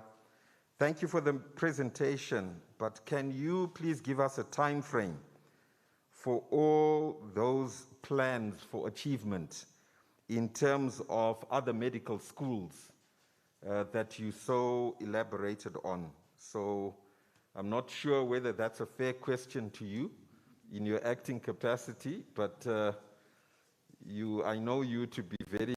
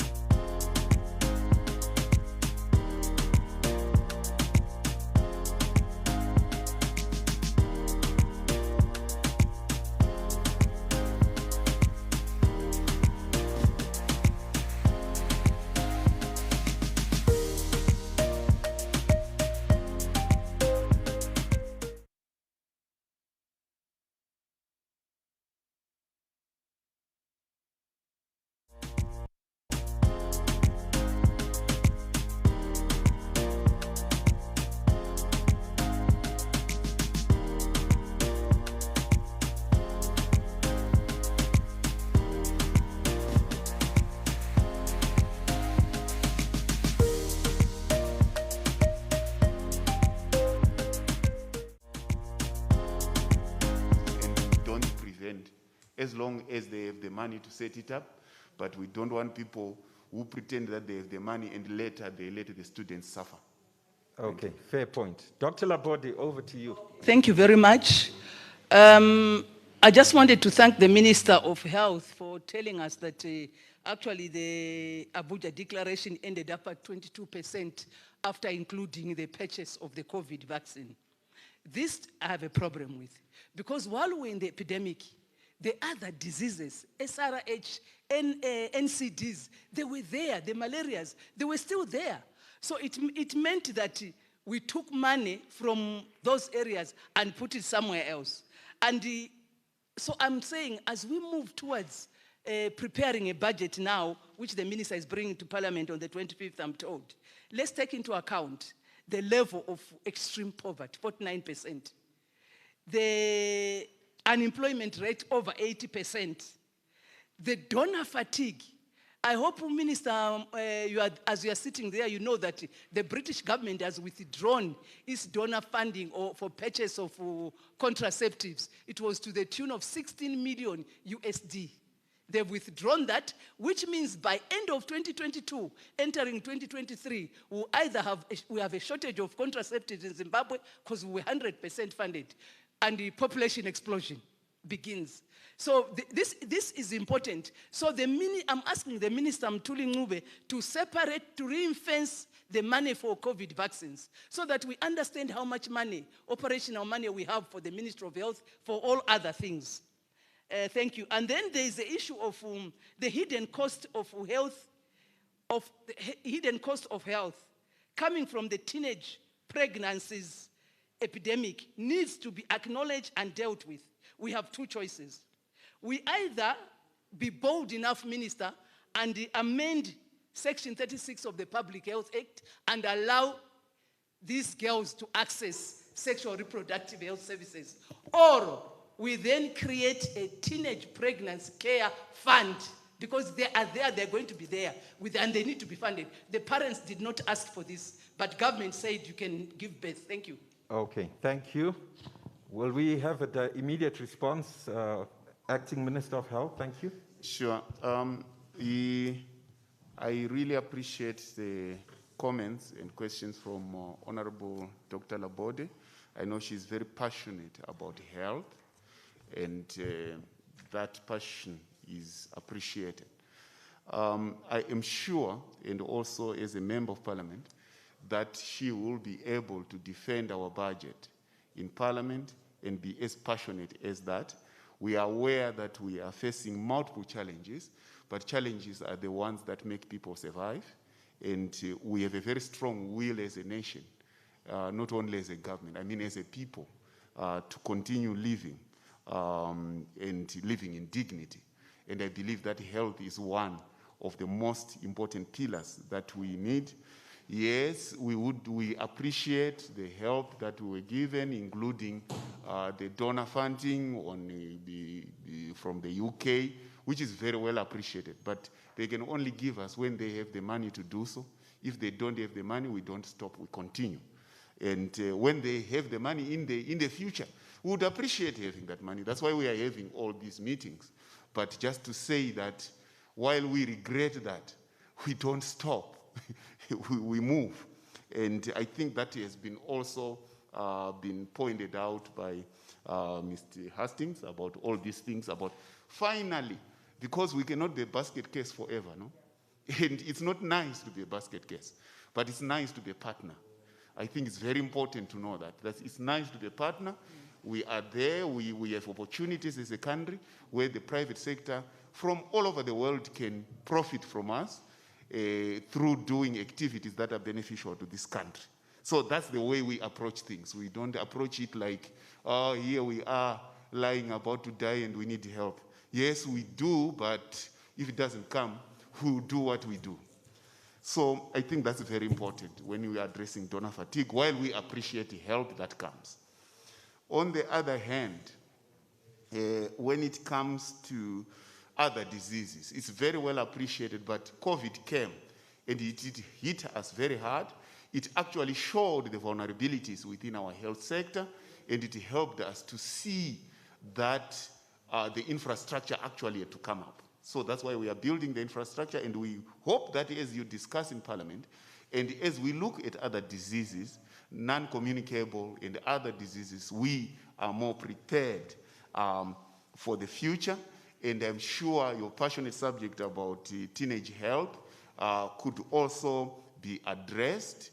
I'm not too sure about the statistic of 80% unemployment, that we still have to see where people are employed, but we still have to improve the level of industrialization of this country by investing in innovation and modernization.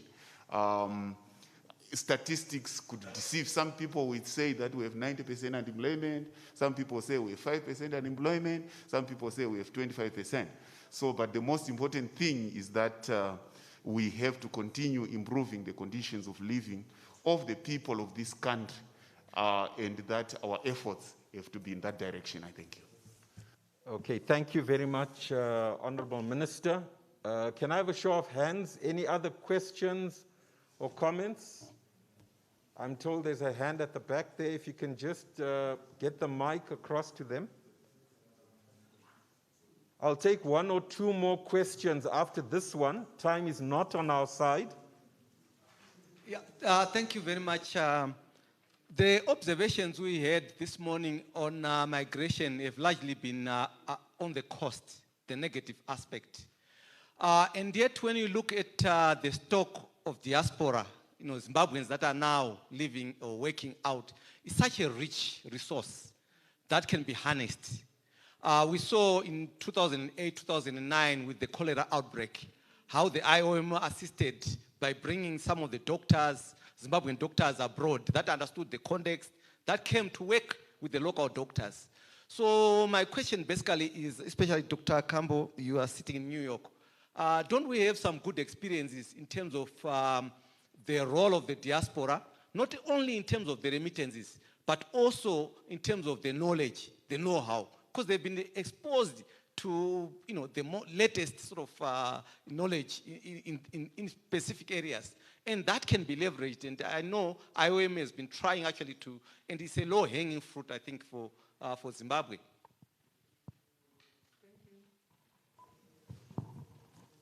Okay, Dr. Campbell. And I'm sure Honorable Minister is going to add something. There's activity on the diaspora front. Thank you. Sure, and I will rely on the Honorable Minister to maybe clarify for Zimbabweans. But I think we need to be fair that when it comes to individual contributions towards their own countries, it's an individual choice. And I think some of the issues can be dealt with temporarily, and we can create, a country can create conditions for temporarily bringing back some of these health workforce.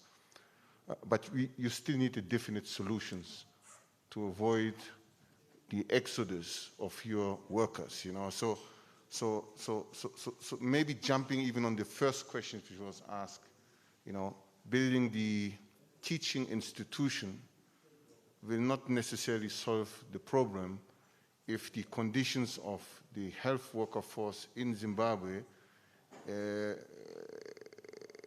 we are not able to create an environment which is attractive enough for them to remain in Zimbabwe. That's the unfortunate situations where the government of Zimbabwe is in. As we have seen from the budget, 56% of the domestic fundings already goes to salaries. So the discussions which needs to be having, which we need to have, is that what kind of incentives, which do not necessarily always has to be monetary, but it's maybe just the conditions for people to remain in certain specific areas.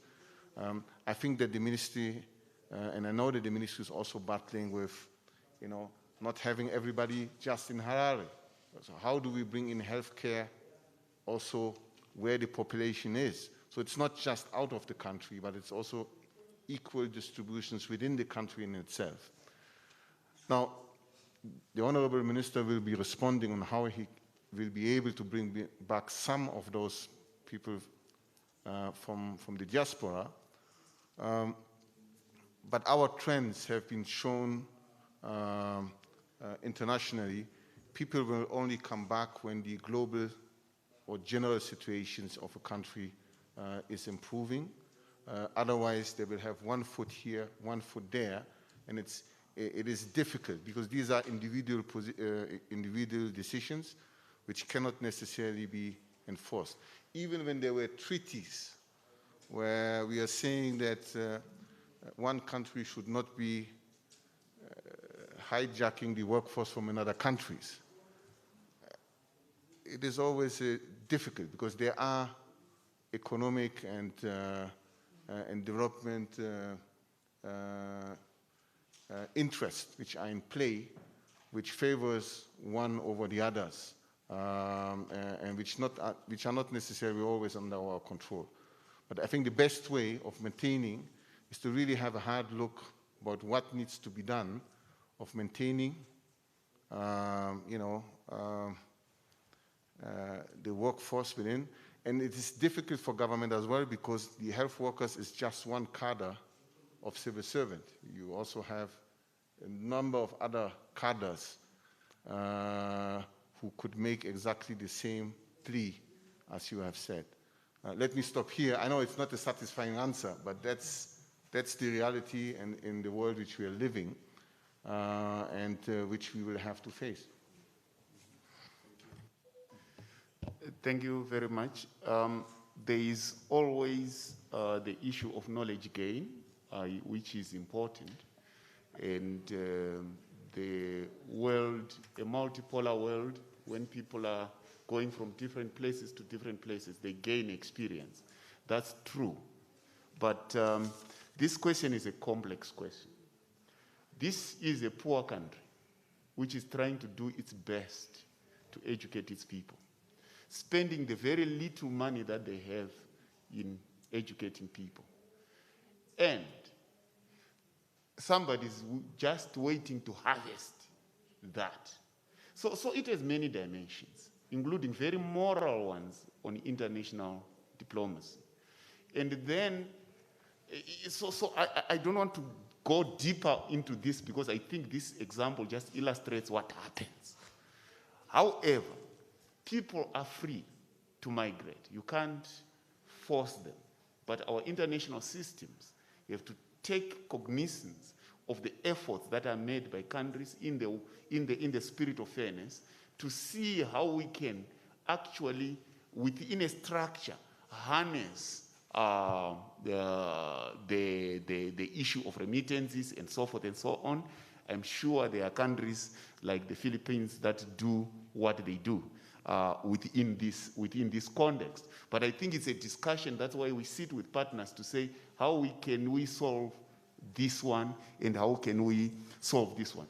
Locally, as a country, we try by all means not only to have monetary benefits. We have now a strategy to do non-monetary benefits, just conditions of living for our people, and try to see that in the health sector they are provided with basic infrastructure, both at home as well as within the hospital itself, so that we can improve our conditions.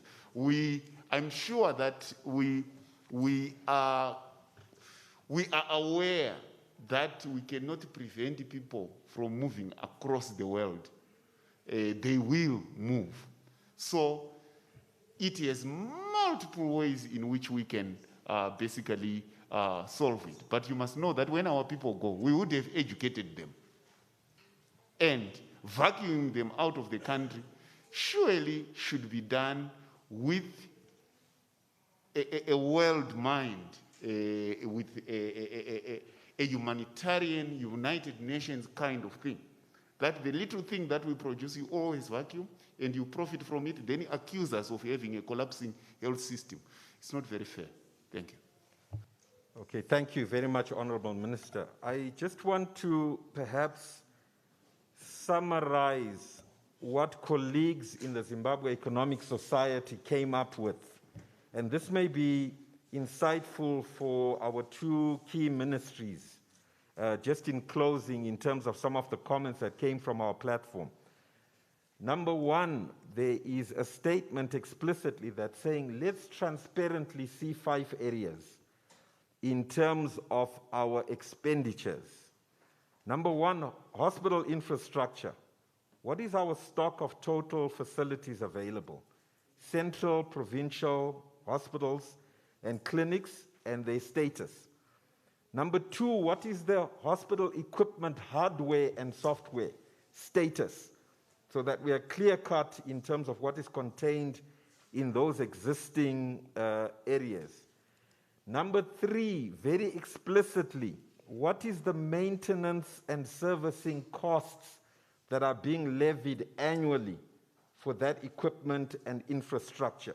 And normally, as economists, we're talking about 2 to 8% as your maintenance cost for general equipment, depending on the life and type of the equipment that is there.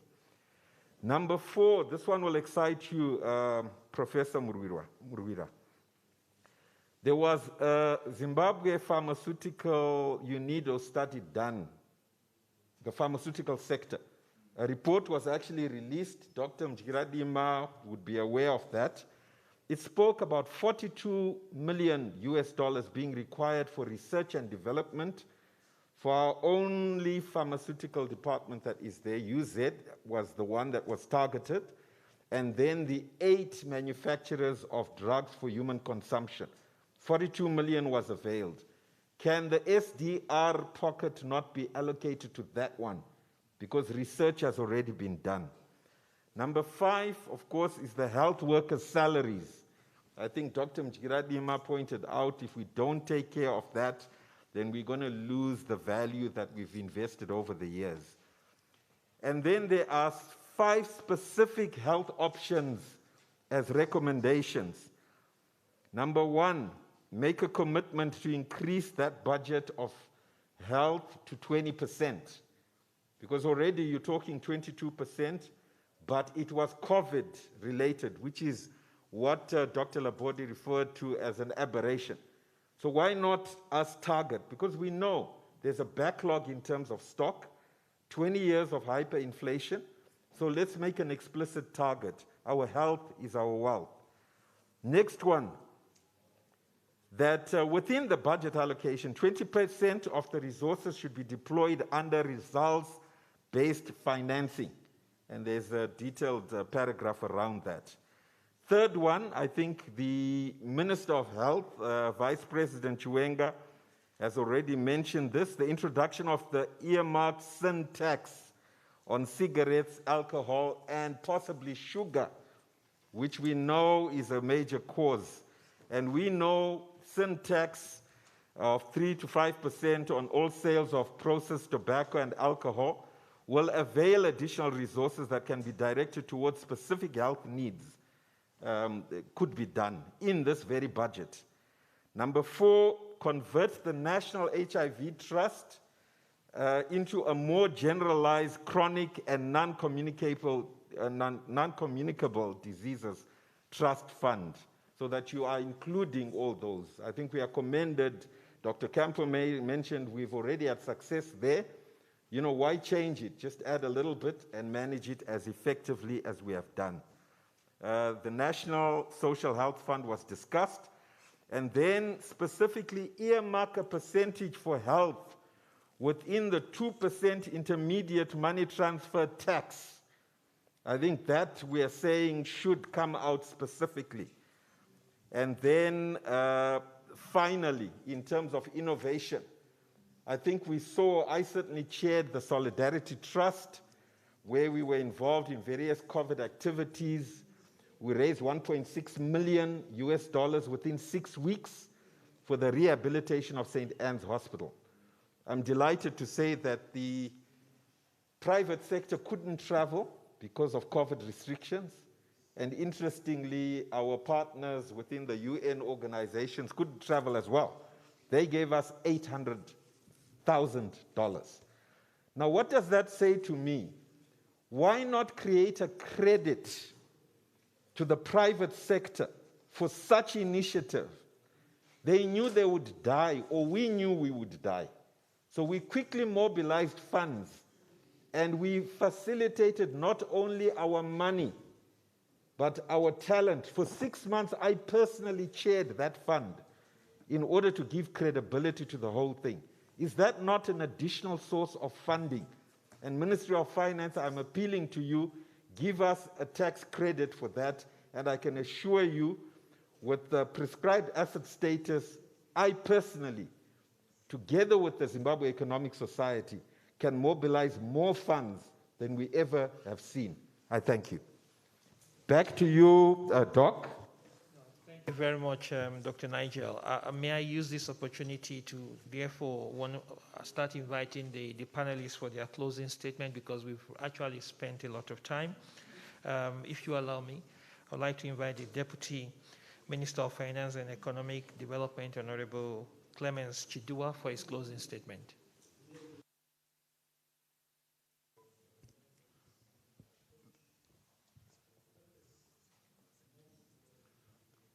Thank you. Thank you so much. Yeah, I don't really have much to say, but I would want to submit just by looking at the presentations that have been done and also the experiences that we have in our communities, that health financing at the moment is insufficient. Health financing is inefficient at the moment, and the financing is still inequitable. This is why, if you check our National Development Strategy 1, we are saying leaving no one and no place behind. It is because of that acknowledgement that there is inequitability. So this is, again, why it is important to say there is need for financing reforms. But as we reform, we need to take into account that we cannot just look at financing reform only. We need to look at issues to do with the governance. They are also supposed to accompany the reforms. We are looking at information systems, the issue of transparency that has been mentioned here, and the service delivery. So I would want to close my presentation by those remarks. Thank you. Thank you very much, Honorable Deputy Minister of Finance. Let me invite Dr. Abukampo from UNICEF for his closing statement. Thank you, and I'm really delighted to be on the panel. Everything has been said and well said. It is left to us to do it now and to do it very well.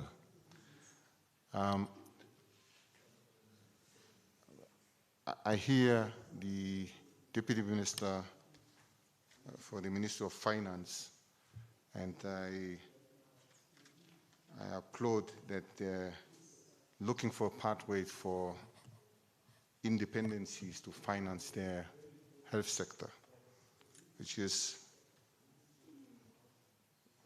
very well taken from our side. But we do live in a global village, and we are interdependent. I would also like to assure him that he should still count on the international community to accompany Zimbabwe to these pathways, whatever time it will take. And my last point, I think we had a lot of concluding remarks, which are very fine. I will not repeat them, but there are some very good suggestions on the table. But I would also like really plead with the Minister of Finance to look at the health sector, as they have already said, more as an industry than an expenditure portfolio, because the health sector does employ a large number of people. It has the ability, if the plans of producing and manufacturing pharmaceuticals in the countries, of creating even more employment opportunities within Zimbabwe. It is a women empowerment tool, because majority of the health workers themselves are women. So creating, stability in terms of financing will be improving the gender dynamics as well within the country. And lastly, you have many of the other private sector companies who are actually benefiting from a vibrant and healthy health systems, whether it's the insurance companies, whether it's the pharmaceuticals. Therefore, the notion of investing in health, the notions of financing health and finding different ways of contributing to health should be also contributing to a circular economy where wealth can be redistributed and at the same time providing a good health for their own populations. So UNICEF will be standing with the entire UN family, with the government of Zimbabwe, and we hope that we can do this journey together. And then this is just the first step of discussions, and over the next 5 to 10 years, we will be able to tell the story that once again, Zimbabwe has been pioneering, innovating in the health sector. Thank you. Thank you very much, Dr. Campo. Let me invite Mr. Thomas Ansin from the U.S. Embassy for his closing statement. Thank you very much. Let me just say I always really appreciate at these sorts of events the quality of the engagement from the other participants, not just those of us sitting up here, and the passion, especially in the case of Dr. Laborde, but others as well, in participating in these conversations. I just want to say we recognize that this question of sustainability over the long term is not an easy issue it doesn't have a simple answer. And I liked how Dr. Campo in his remarks said, let's start by focusing on the positive. And definitely there is so much positive work that has been done in partnership between international partners and Zimbabweans that we really should celebrate. Because of that partnership, Zimbabwe has a stronger healthcare system today. There are, I'm sure, hundreds of thousands of Zimbabweans, I don't think I'm exaggerating, who are alive today because of the work of that partnership between Zimbabwe and international donors. So that's really good. And I don't want to give short shrift to that success at all. But it's also really important that we look directly at the fact that we have not yet established a healthcare system which at this time could stand on its own without international support. So we're not there yet. We don't have to get there tomorrow. We don't have to get there in 6 months. But we do have to get there. And it's very important that we're having these conversations. We have these conversations inside the embassy regularly about sustainability, back with Washington, with our other donor partners here in Zimbabwe. And I would say increasingly in the last year, I feel that we're having these conversations with the government of Zimbabwe as well. And that's a very positive step. I know they can be difficult conversations, but it's important that we have them and that we address this issue. And let me just say, Honorable Minister with 9 portfolios, Moriwa, your presence here as part of this conversation is a very positive indication that the government recognizes the need to have this, to do this difficult work and to have these conversations. So thank you again to you and to UNICEF for your presence for this conversation today. Thank you very much, Thomas. Let me invite Ms. Geraldine O'Halloran from the British UK Embassy for our closing statement. Thank you, Tajudeen. So I'll be brief because I know everyone probably wants their lunch. I mean, I wanted to start by saying thank you. I found this really, really useful, and please do continue to convene us, and please do let's continue to have this really productive and quite frank and honest dialogue. I mean, I guess my main takeaway actually from the morning is that there's a huge amount of agreement and alignment already, and there is an incredible commonality of messaging coming out from all the panelists in terms of the need to kind of rebalance, the need to focus on system strengthening, the need to increase domestic financing to ensure that the government of Zimbabwe is independent and resilient to shocks and indeed to donor fatigue. I mean, I think that's absolutely fair enough. So I think that's the kind of key message for me, a huge amount of commonality. So how do we therefore come together and make sure that the additional assistance, whether that's from the global funds or from the bilateral partners, actually come behind and align behind priorities? Of course, we are in a resource-constrained environment, so we do have to agree what those priorities are collectively, and that's often the hard bit, is agreeing those priorities. I mean, a reflection from me as a development professional, I mean, my previous previous job that I was working on just before this was looking at countries in Asia, countries who had transitioned from aid or making that transition from an aid relationship with Western countries to much more of a kind of knowledge partnership on many issues.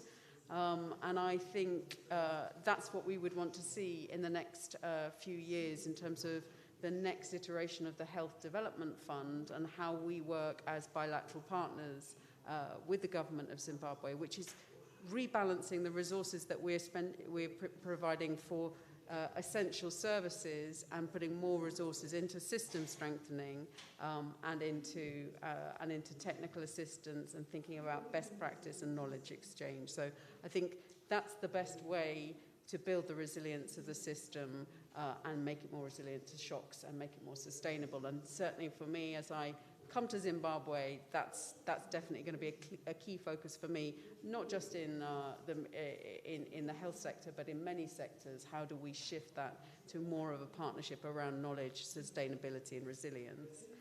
I just wanted to acknowledge what the Honourable Deputy Minister for Finance said about the need for coordination of donor resources with behind the National Development Strategy and around aid coordination. In my capacity as the head of the Development Partners Group, I'm going to go to see the Director of Aid Coordination next week to talk about that and see what more we can do in terms of strengthening that coordination. But again, I think it's about alignment, coordination, transparency and accountability, not necessarily channeling all resources through Government of Zimbabwe systems, but making sure that what we do does not duplicate, set up parallel systems, but actually reinforces your priorities in the National Development Strategy. I mean, there's a clear commitment to that. And then finally, I just wanted to address this issue of donor fatigue that the Honourable Doctor brought up. I mean, it's painful to hear you say it in that way. To be honest, as a development professional who has worked and committed to work on development for many years, the kind of cuts that we went through as the UK last year are painful. But I really want to reassure you that that is not a sign of fatigue.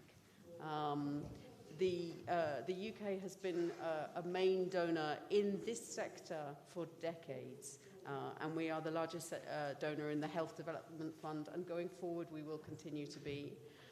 We face real pressures because of our shrinking size of our economy, but also because of the commitments we made on things like vaccines and the SDRs, which are trickling through to your health budget in a different way. So that's why we found ourselves in this situation of really tough choices. But we are going into a process of thinking about a 4-year commitment in the health sector again, both in terms of service delivery and in terms of system strengthening. And we are seeing our budget going up. So I think I speak on behalf of all the donors when I say that it isn't a question of fatigue, it's a question of pressures. But I think that there is a bit of an opportunity out of a crisis, which means it's enabled us to have a different conversation with the government in terms of looking more at these issues around sustainability and resilience, which I think in such a rapidly changing world is really the conversation that we need to be having and is perhaps an overdue conversation. But thank you so much to the co-conveners. I found it a fascinating session. Look forward to meeting again. Thank you. Thank you very much, Geraldine. And ladies and gentlemen, I have the privilege and honor to invite the Honorable Acting Minister for Health and Childcare, Professor Amon Muirira, for his final statement. Thank you very much, Doc. I really appreciate the conversation that we have had today. And I have got about 6 take-home messages from this conversation, which I think is very important. That healthcare is of international interest, and that international cooperation in healthcare is a must because diseases, they don't have borders.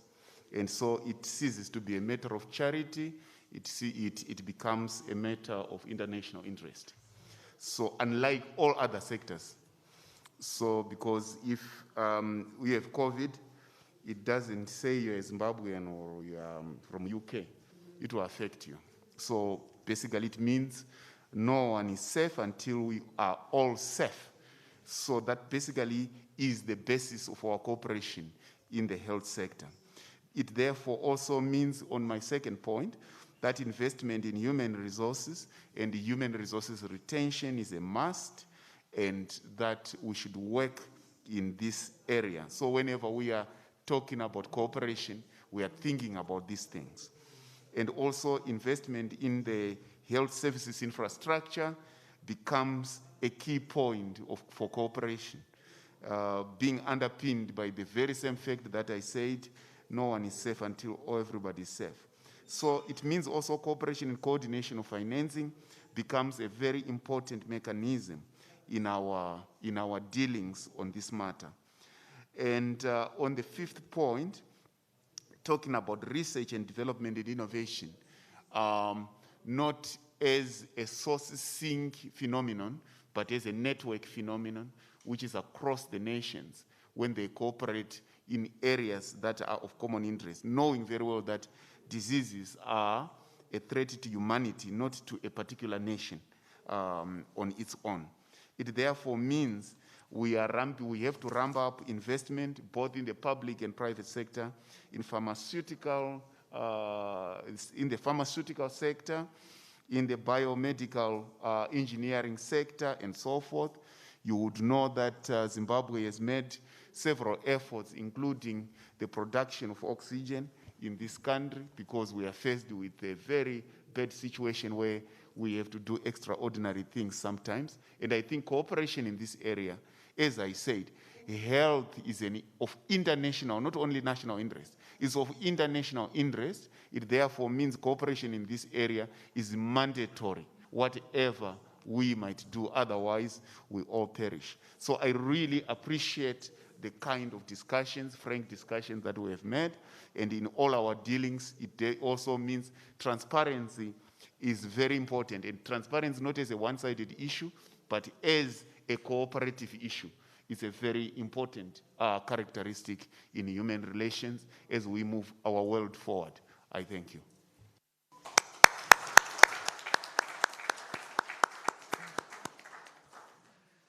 Ladies and gentlemen, through the Honorable Acting Minister for Health, I want to thank all the panelists, and let me at this point in time invite Dr. Alex Gasasera from WHO to also share a few of the summaries before we go to the closing.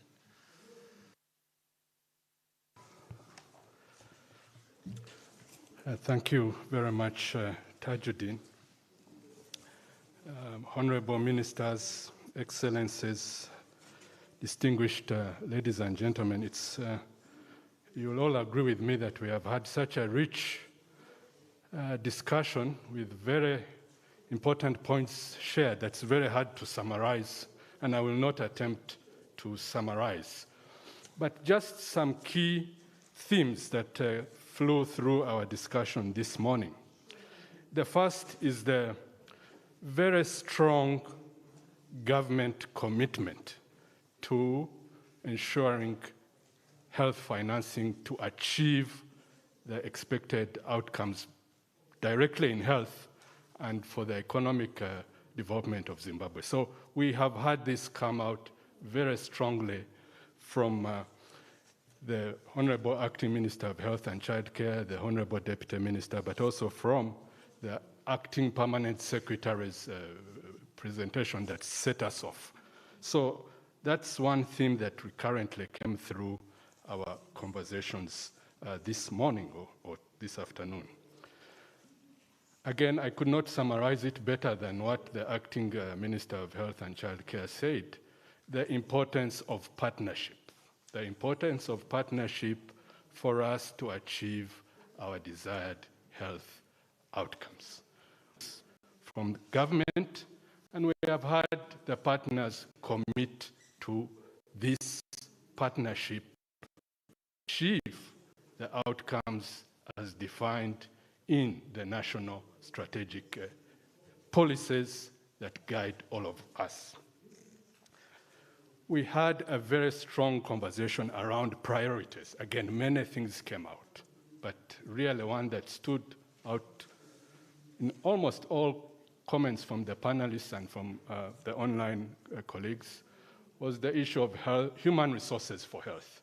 production, retention, and ensuring that they do have what they need to deliver what we expect and achieve our expected outcomes. We had a long discussion, important discussion around sustainability. The importance of knowledge, the importance of research, the importance of innovations, learning what we have collectively learned from the COVID-19 pandemic. Ladies and gentlemen, these are some of the important themes that came out, but I do believe that this conversation is a conversation that has begun and that we will continue to take as we go forward. Finally, I would like to take this opportunity to again, just to re-echo thanks to UNICEF and to the Zimbabwe Economic Society for this series and for dedicating the first session to such an important topic that has given us such rich conversation this morning. Thank you so much.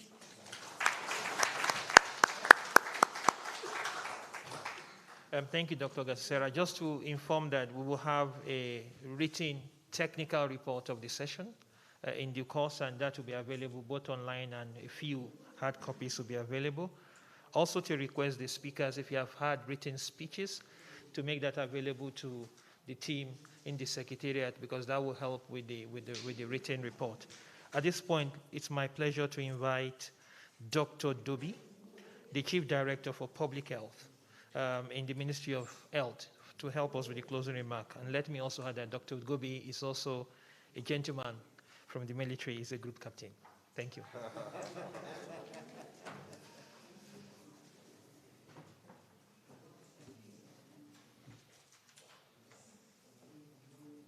Moderator, the panelists, dinners, and the participants. My job is the most simple one, because we have had like 3 closing remarks up to now. So, for me not to take away what has already been said, I will just add a few things. The one which I always talk about with the partners, with colleagues, the issue of HR.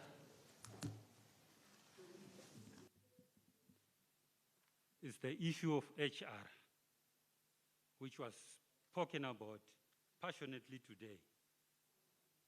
I will not put a lot of words in that. I'll just take the anecdote from the acting permanent secretary with the soup and the waiter. The health delivery system is the soup, and the health worker is the spoon. So you cannot have the soup without the spoon. There was also an issue of transparency, equity, accountability, which was deliberated a lot about.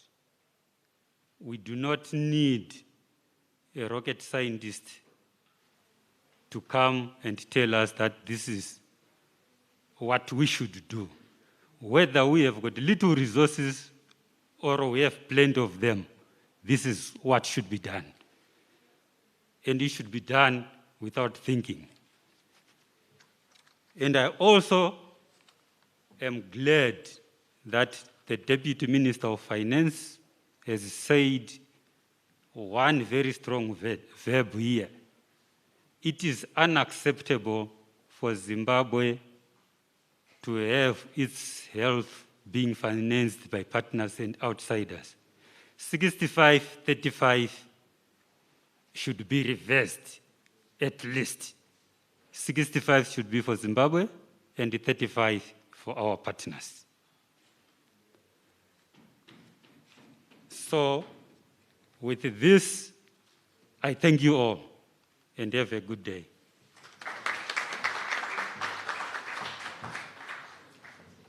Thank you very much, everyone, and have a nice day.